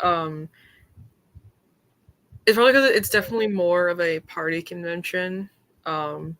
If you're not a party person, probably not a con that like you could enjoy to the fullest. But the cosplay contest is amazing. The panels, as much as I wanted to go to them, I mean they looked really cool. I like that in the Kalahari you can, you know, not only can you go to the convention, you can also like go check out the arcade that they have, and then also the water park. Unfortunately, it means that you do. The reason also why I'm giving a 7.5 is because you have to spend so much money to enjoy a lot of things at that space. So I couldn't enjoy a lot of the stuff there. So I don't know. I just wish there was like a way to have like an option to like get a badge, but also have a water park pass, but not have to individually buy a water park pass, if that makes sense. Like, I know they want to make their money, but also like, it's just like a lot of people don't like. I'm sure a lot of people are like, wait, what do you mean? I thought it's part. Well, you got to understand, because for those who got a room at the resort, you basically get the water park for free, basically. But you know, there's others who don't stay at the resort. They sometimes don't know that, but yeah, unfortunately, that's how it is. But they do offer an incentive to like try to get people to get the room at the Kalahari. Like if you reserve or if you get a room at the convention, they'll give you 2 guides to the convention for free. The rooms themselves are really expensive, so yeah. So here I'll give a recommendation Right. as someone who's been to the Colossal Cons in Texas since the beginning of 2021. It's always good to go with a group. Because I'll give you an example. My group, we've gone with like 6 people, like that's the amount that the rooms can handle. And on average, we would pay between like $100 to like $200 for like 4 days, like individually. So it helps a lot budget wise. It helps anything like that. So anybody out there who's looking to go to Colossal, just try to get a group together. Or if you look for anybody who's offering rooms, like, hey, we have 1 spot left, we have 2 spots left, something like that. It's always good because sometimes it'll help out in the long run. Yeah. And then I think my only other gripe is just, you know, Sunday everything closed really early, but you know, everything else was really nice. I did like, and also, you know, the flea market thing was also really cool. So yeah, that was a big highlight. The flea market thing, the only issue I have with the flea market is that some people that are doing the flea market are trying to become vendors. Yeah, so I'll give you an example. There was a booth that I was at the flea market. They actually put up a sign that says, "Hey, we offer if you want to trade something, here's the list of fandoms I'm into," which is kind of cool. That's actually really creative. Mm-hmm. so with flea markets, sometimes you could like haggle. It's like, hey, would you do these two for this price? Sometimes they'd be cool with it. Others, they try to do it like, they would try to sell like prices like on that you would see online. You know what I mean? Yeah, I noticed that there were people selling figures, a lot Yeah, of figures for like hundreds of dollars, and I'm like, guys, that's not what a flea market is. yeah, not. I mean, like, and there's sometimes you could find stuff like for cheaper that you would think, okay, maybe if you don't say anything, they'll keep that price that way. Because sometimes there's always gonna be that one guy's like, actually, that price is like 90% of what you're getting or something like that, Yeah. But yeah, it's just like some of them they get really strict at their pricing, or some of the time either their pricing is a little too outside of what the price would be. It's not reasonable. And you try to offer it, sometimes they would have to give you like a dirty look or something like that. So, for instance, I have an example. The Agumon that I got for $25, Mhm. it was $26 on Amazon. Oh. Basically And $1 cheaper. It was $1. It was $1 cheaper, and the box was like torn from the lid. Yeah. If So it any, was- they probably could have offered you that for like 20 or something at least. and like actually, they sold me Omnimon and Agumon for $40. Mhm. It's And basically I'm 20 like, piece. I took Omnimon out of the box, and I was like, oh, I should have kept them in there. Let me see how much it is to get a second one to keep in the box. And it was like $14 for Omnimon, brand new. Jeez, dang. And 14 something. So if I bought Agumon and Omnimon online, I would have paid the same amount of money. But the Agumon box would have been like sealed. Yeah. And the guy did not want to budge on the Agumon. Like, I'm like, bro, like it's torn. It's like it's visible.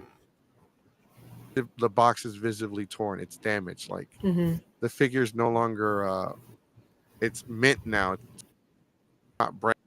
Want to budge on their like stuff. Like, yeah, this is gonna be $1,200. Yeah. I ended up getting a Sonic plush from this one guy. I still haven't figured out when it's from. It looks like an older one, but it was originally 20, but just because I was cosplaying Dio, he said I'll give it to you for 15 just because you're cosplaying Dio. There Yeah. was Some were cool about And that's that. how a flea you know? market should be, right? Yeah, exactly. People, I had people being like, I would get really excited because I saw like people selling merch that I have never seen like ever, and then they would tell me, I will literally give that to you for like this much. Like there's a very niche Jujutsu Kaisen character who's not even in the anime yet. He's still in the manga.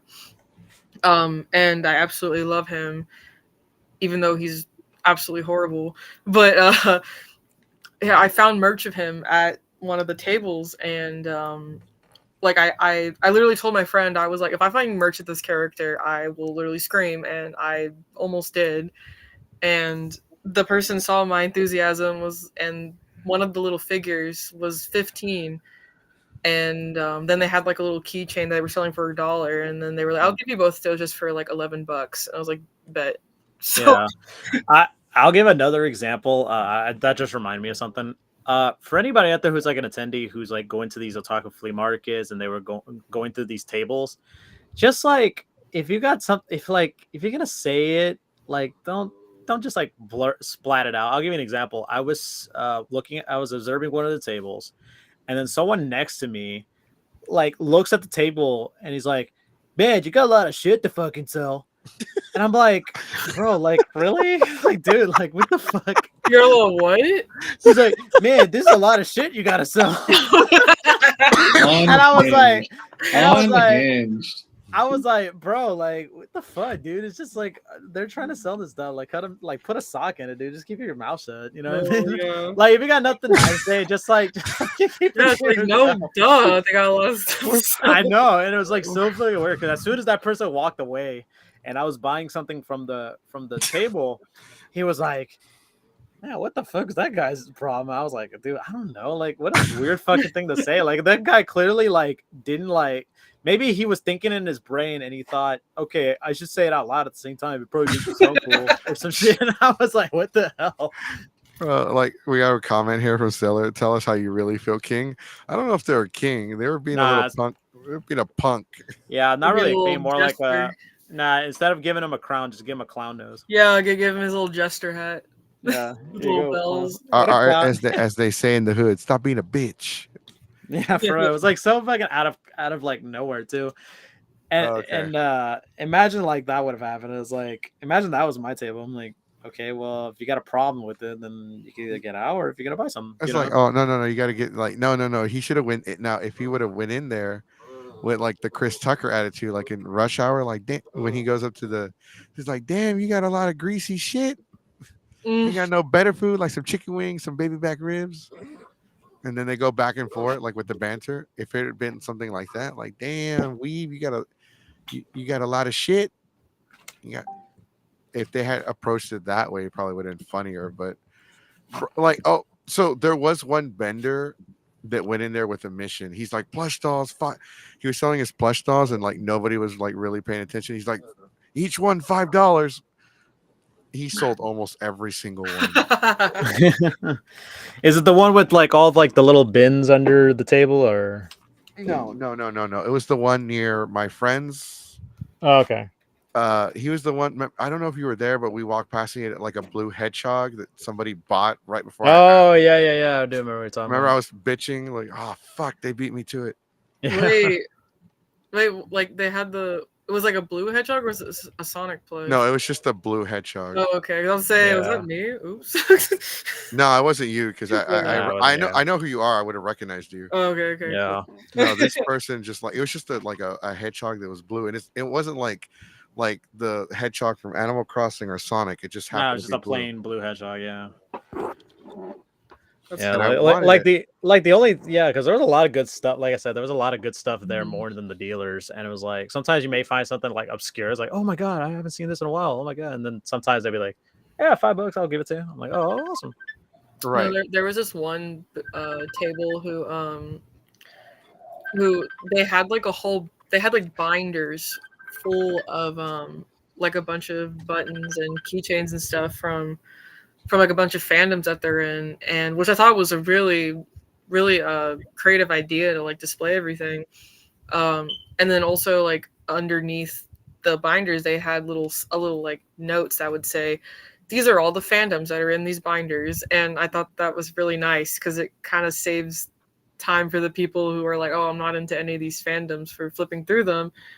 And then it also gives people who are into those things like, oh my god, I'm gonna go to that particular page right now. Like I thought that was really cool, and I'm like, I'm gonna use that. What? I think there were some people selling some really cool stuff. Mm-hmm. There was some people selling, like they had a PS2 for $80, and I think that was reasonable. Mm-hmm. I saw someone selling Sonic 06 for $10. Yeah, I think that was the same booth too. That might be a little too much. I saw a copy of it was like straight from Blockbuster too. That makes it even funnier. Yeah, the Mega Man X4. I was thinking about getting it, but then I was thinking about it. I was like, should I even get it? Should I not get it? I don't know. It would be kind of funny. It would have been funny. There was some Dragon Ball stuff I wanted, but like I had already blown over my budget over the weekend, and I was like, the guy was like $5 for the Goku Funko Pop. I was like, damn it, that's too much. How about like I was like, I'll give you $1. Do you guys know James, who runs Pixelation? No. Yeah, I saw it there. Okay, so he was sharing a booth with somebody, and he had binoculars for sale. And I kept trolling him like, hey, I'll give you $1. He's like, no. I was like, these are worth at least $10. Yeah, but who would you rather sell them to? The Mexican or some random weave that's going to do something questionable with them? That's a good point. He's like, I'll give you $1. And I would like leave and come back. Oh, so did you think about my offer? He's like, no, I'm not selling to you for $1. All right, I'll be like the most James thing ever.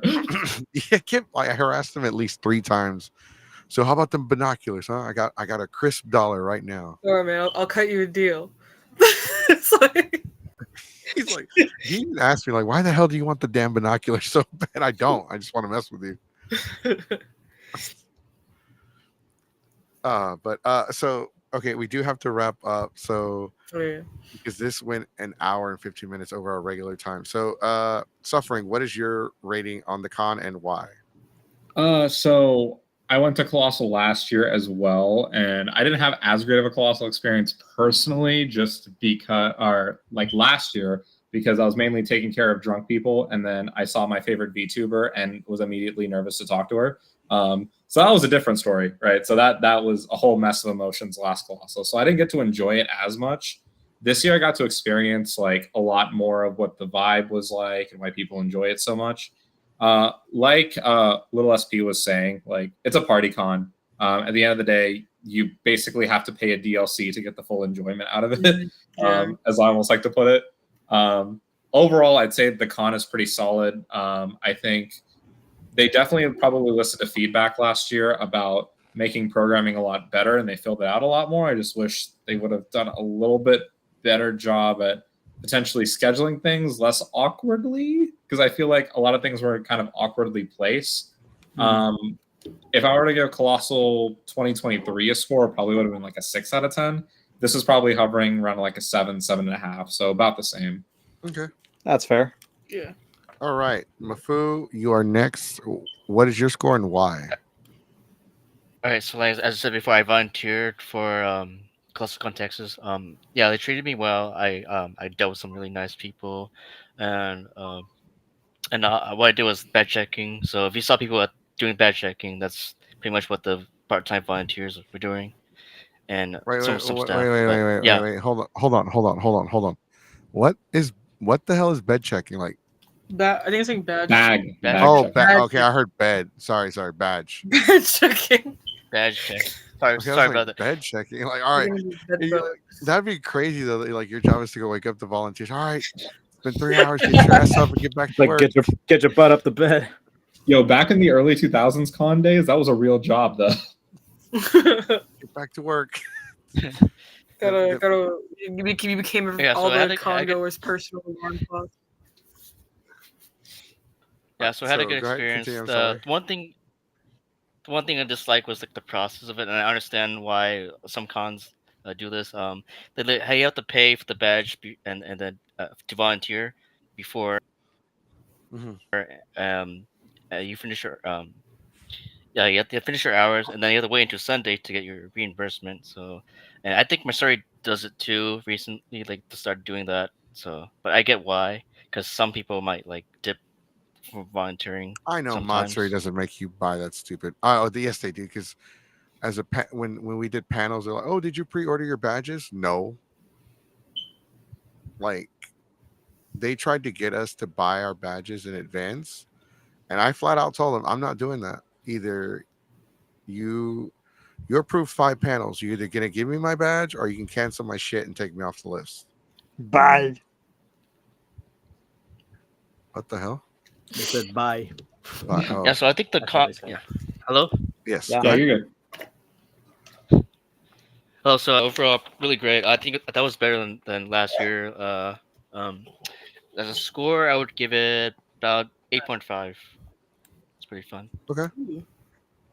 Out of 10, yeah. All right. Sonic.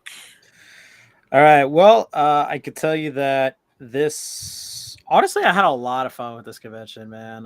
There was a lot of cool stuff and all that, man. I think as the convention itself, they took advantage of the space that they had because they got a lot more space here than they did like years before. Last year for sure. Yeah, last year for sure. They took advantage of a lot of space, and I think that I'd like to see them do more. I'd like to see them like expand a little bit more, especially like in the artists and the dealers and all that stuff. Maybe do a separate like autograph room for the guests or anything like that.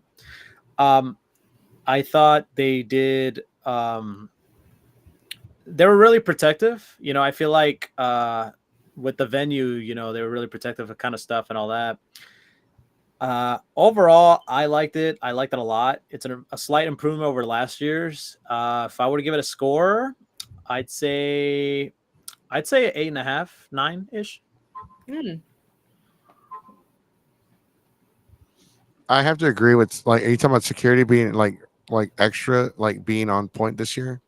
Yeah, because they were like, because sometimes they were like, yeah, sure, they were a little. It got a little bit annoying when you had to like check for like you had to flip the badge over and all that stuff. I get it, but at the same time, it's like okay, it's understandable. At least they aren't being like too restrictive. You know what I mean? Yeah, no, I agree. They were on point this year. I couldn't sneak into shit. Yeah. Yeah, because a lot of people we knew who were like, they would try to sneak in, like, hey, mate, what if I try to sneak into the water park? Like, nope, not this year. I don't do it. Like Oh that's yeah, my job. I also know a lot of people who are like, no, yeah, every year Colossal we just ghost it, and but then this year they're like, man, we can't ghost anything. And I was like, oh. yeah, well, They know, they're aware. yeah, you gotta pay up now. Yeah, they got smart this year. They watched the podcast. Oh, so that's how he did it. So yeah, my bad. But so what did you say your score, or did you not give it yet? I already gave it. It was a You might say 8.5, 9-ish. Oh shit. Okay, that's a wow. Oh wow. So that is a hell of a score. Sorry, I'm like exhausted as hell. You're good. I like did not want to work today. My boss is like, "Where are you?" I'm like, "At home, working because I work from home." You ever been called a smart ass by your boss? Well, yeah. One of my bosses. So school at my campus starts at 8:50.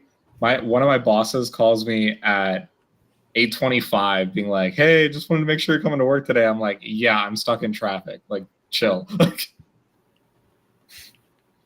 Yeah, I'm still coming. I need money. I'm poor. Yeah, I need money for cons. Of course, I'm coming. I need money to eat and to buy new cosplays or buy new merch. Eat. Cosplayers don't eat food. I don't eat food. Yeah, they live off the sun. They live off of yarn. They live off of yarn. Photosynthesis. All right, I'll get it so started yarn. so I guess I might as well get my score now. So I really enjoyed the convention again this year. I think it was great. It was a lot of fun. It was always something to do. The fact that does it feel like there was more stuff in the surrounding area than last year, or is that just me? No, it's built up. That area is starting to build up a lot more. So. Mm-hmm. So like the fancy Walmart. I know the con has nothing to do with that, but that was fancy. I mean, the panels were great this year. Like they had a lot of really good stuff, and not just my stuff, but like not just suffering stuff, but they had like a lot of like they had some first timers that they gave a chance to, but like yeah, overall no complaint. The only thing I have a complaint is that like the panels were kind of hard to find. Like, okay, this is panel room 1. Like 3 was in the corner by itself. I did notice that. Because it took me like 20 minutes to find it. Yeah, I was running late for my first panel. It was in 3, and then it was just like all the way in the back. Oh, I also didn't like how the artist alley was upstairs and the dealer's room was downstairs. Did not Wait, like what? Wait. There was an artist alley? Yeah, see? Yeah. There was. Yeah, that was an issue I had. Like, you could have put some signage or something like that. It's like, hey, artist alley is this way. Yeah, not only was it upstairs, but it was like all the In the way corner. on the other side. Yeah. I had no clue. I just assumed that it was part of the dealer's room. And Nope. There was a whole artist alley. Yeah, because the panel rooms they gave us were massive, but the numbering itself didn't make any sense because like panel room 2 was like right when you walked into the convention center space, but it was on the other side for people that are going to the hotel. Then panel room 1 was kind of centrally located. Panel room 3 was all the way in that corner, and then 4 and 5 were the little rooms that like Icky normally uses in the back. So yeah, that makes sense actually. Okay, so so I'm gonna give it an 8.5 out of 10. For one, I really did enjoy the Rave at the Waves. They had more content this year. like staff was on point. Like everyone kind of knew what they were talking about, or they knew where was what, or what was what, or like they weren't like, oh, I don't know. Let me ask somebody. No, like everyone kind of knew what they were doing. Yeah. And I thought that was kind of like refreshing because like half the time, like when you ask staff members or volunteers were like, hey, do you know where this is or that is, they have to like look at like a schedule or pamphlet or something, and it's like, okay, never mind, I could have done that myself. But overall, yeah, the only complaint I have now is that I didn't know where the artist alley was, and the panel rooms were so far spread apart, That's so strange. and just like the lack of adult content at night. Other than the concerts and the rave. I think they figured that all the adults would be. So I think I kind of see where they're coming from, though. Like all the adults are going to be at the rave at the wave, so they got to provide family friendly entertainment at night for the people that can't go to the rave at the waves. I kind of see that, but 12 is like It's just too late. it's too late, and like the con is practically dead because of the rave at the waves. Like I came back from like a late dinner to do my 12 a.m. panel, and I was just like, there's no one walking around, and realized, oh yeah, the rave started at 10. Okay. There was a couple that was really going at it in the wave pool. Oh, I believe it. They were real, like, yeah, like I'm like, and then like the person I met that I was hanging out with, she's like, is anyone gonna stop them? I'm like, I don't think so. Well, and she's like, well, it looks like they're doing something. I'm like, trust me, I think everyone knows. And at this point, I think that dude's almost done. So just let him finish. Oh, Get a free show, I guess. Stellar Minx, I think I know. Are you talking about Project Braveheart? They're talking about it's like a local cosplay burlesque troupe. They were trying to do a dragon burlesque show for 18 plus, but they like got denied. Oh no, okay, never mind. So Stellar, do you and your sibling y'all both do drag, or who does drag? Or sorry for the stupid question.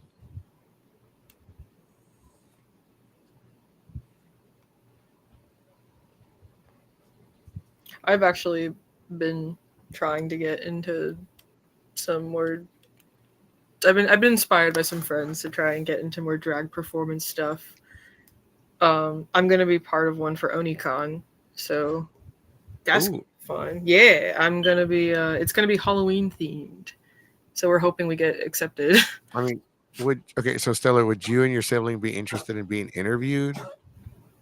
Ooh. So here's the thing. Siblings that do drag is kind of rare. Yeah, and I've also been trying to like interview somebody from that. So I'm gonna be honest with everybody here, and somebody's gonna get mad. I don't go to drag shows. So I don't really either. Not like regularly. If it's at like a con, I'll go. But like, I just like the I don't watch Drag Race either. I'm not like super into drag. I just kind of like the performance aspect of it. Mm-hmm. I think sometimes I'll get drag shows on my FYP on TikTok, and I'm just like, oh, this is really cool. So I get some inspiration off of it, and I respect drag kings and queens for sure. I respect any art. I just don't have the patience for it. And here's the thing: it's not just drag shows. I don't go to burlesque shows. I also don't like. I won't even go to a strip club. Yeah, in the same way. I am like, I guess that's my, because I like, look, this past weekend, I told everyone, look, I recently got tested for autism, and I found out I'm autistic, and everybody's like, oh, that actually makes a lot of sense. I was like, why the hell does everyone keep saying that? You're like the 30th person today. It's because like when, so like there's a running joke within like the autistic community that autistic folks, we are like drawn to each other. Especially, it's also another joke within the JoJo fandom, particularly because there's a lot of autistic people who like JoJo. And we can like in the show, if you haven't seen it, it's like, oh, stand users are drawn to each other. So then we're all like, guys, oh my god, we're all stand users because we're all drawn to each other. Yeah, but even some people with autism, even they're like, whenever they meet another person that's autism and they're on a different level of the spectrum, they're like, oof, like, oh, like they'll make a remark. I don't like when people do that. I'm just like, okay, y'all. I understand that it can be a lot sometimes, but come on, we gotta. You know what it like sometimes it's, and that's part of it though, because sometimes we just say shit that comes off like one way, but we didn't mean it that way, or like our facial expression, or we come off as disinterested or something like that. Yeah. No, anytime like someone on the spectrum insults someone else on the spectrum, like for that, I'm like, oh, I'm sorry they're too neurospicy for you. I thought you were proud of that. No, true. It's like, oh, be yourself, but ooh, not that much though. Like, what? Okay. I always make the joke, like whenever I say something and I'm wrong or I made a mistake, they're like, oh well, you're wrong. Turns out that it's not that. Well, I never said I was smart, now did I? Oh yeah, like I'm not so sorry. I'm not the autistic person who's really good at math and science. Oh, I'll throw a Mexican joke at him. Oh, you think just because I'm brown, I'm smart? I'm Mexican. I'm Asian, so I also get a lot of that. Also I'm Asian, so yeah. Yeah. It's like, oh, if you think because I'm Mexican, I know how to fix a car. I mean, yes, but stop being stereotypical. But okay, so our overall score is going to be for this year let me go ahead and ring it up. I wonder how it will look on here. Okay, COLOSSALCON, Texas. Oh, wow. What? It's the same score as last year.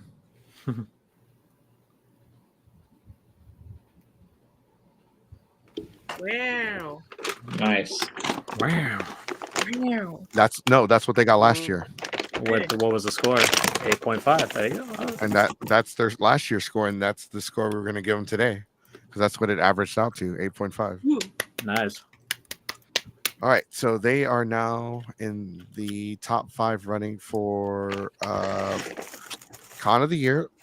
Remember, you don't have to have this highest score to get Con of the Year, but leading the pack, in our opinion. And remember, all convention reviews are based off of perspective. Not everyone enjoyed the con the same way we did, or maybe you enjoyed it a little bit more. Maybe you had a different experience. Maybe something happened. Maybe you bought my stupid hedgehog plush. These are all opinions, but so far, as of right now, Delta is in the lead with a 9. Hell yeah, Delta's so good. Delta this year was great. Like Delta, even with the aftermath of the hurricane, it still did awesome this year. It's crazy. I did run 7 panels there, but Delta was great. 7, damn. Yes, me and Suffering had to run Deacon Bell's panels. Oh, that's right. I already had 4 panels myself, so. Yeah, as somebody who was a guest, Delta H, it was very, very, very awesome. Mm-hmm. Very good.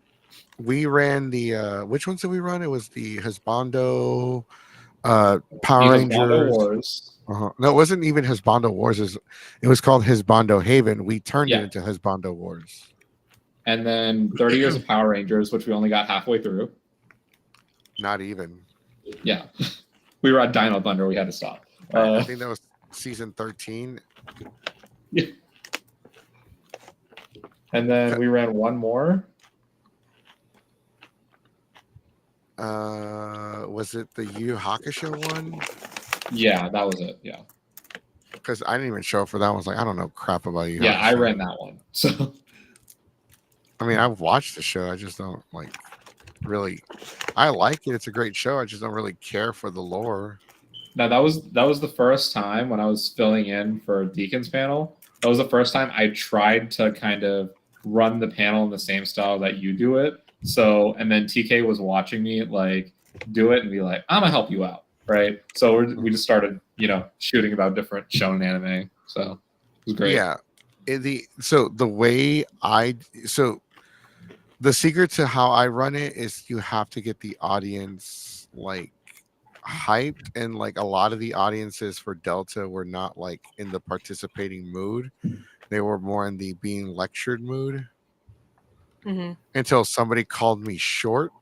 Oh, I thought you were a lot taller. I'm 6 feet. I'm Mexican. What'd you expect?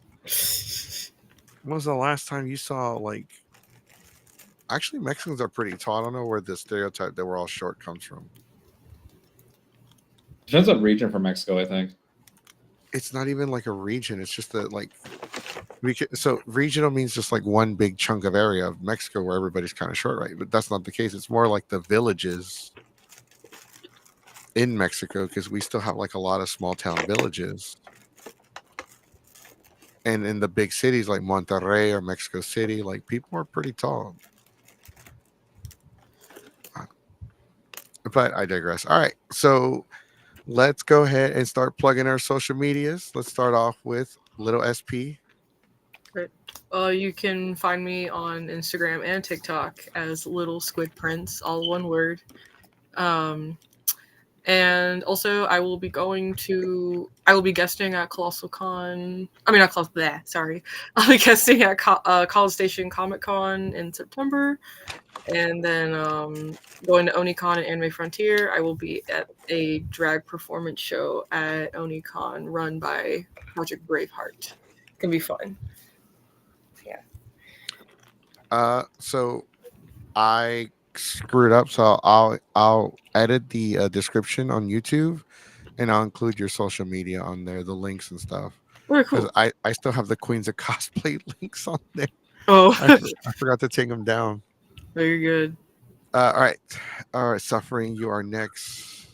Alrighty, I'm Hiroyaju Suffering. I run many, many different panels across Texas and beyond. I will be at San Japan. I have 2 panels, one on Friday evening and one on Sunday morning. So look out for my panels there. Just look at guidebooks, see which ones interest you, and you'll probably find out I'm running it at some point. I will likely also be at Anime Texas and Anime Houston just because they are local to me. Going to also try to make it to SumiCon, but that's not confirmed yet. I'm definitely going to apply for. And yeah, I always keep my social medias plugged in, what cons I will be at in the future. On Instagram, Hiroyaju_suffering, and on Tumblr, Hiroyaju-suffering. There you go. All right. Mafu, you are next. Did you want to plug in your socials?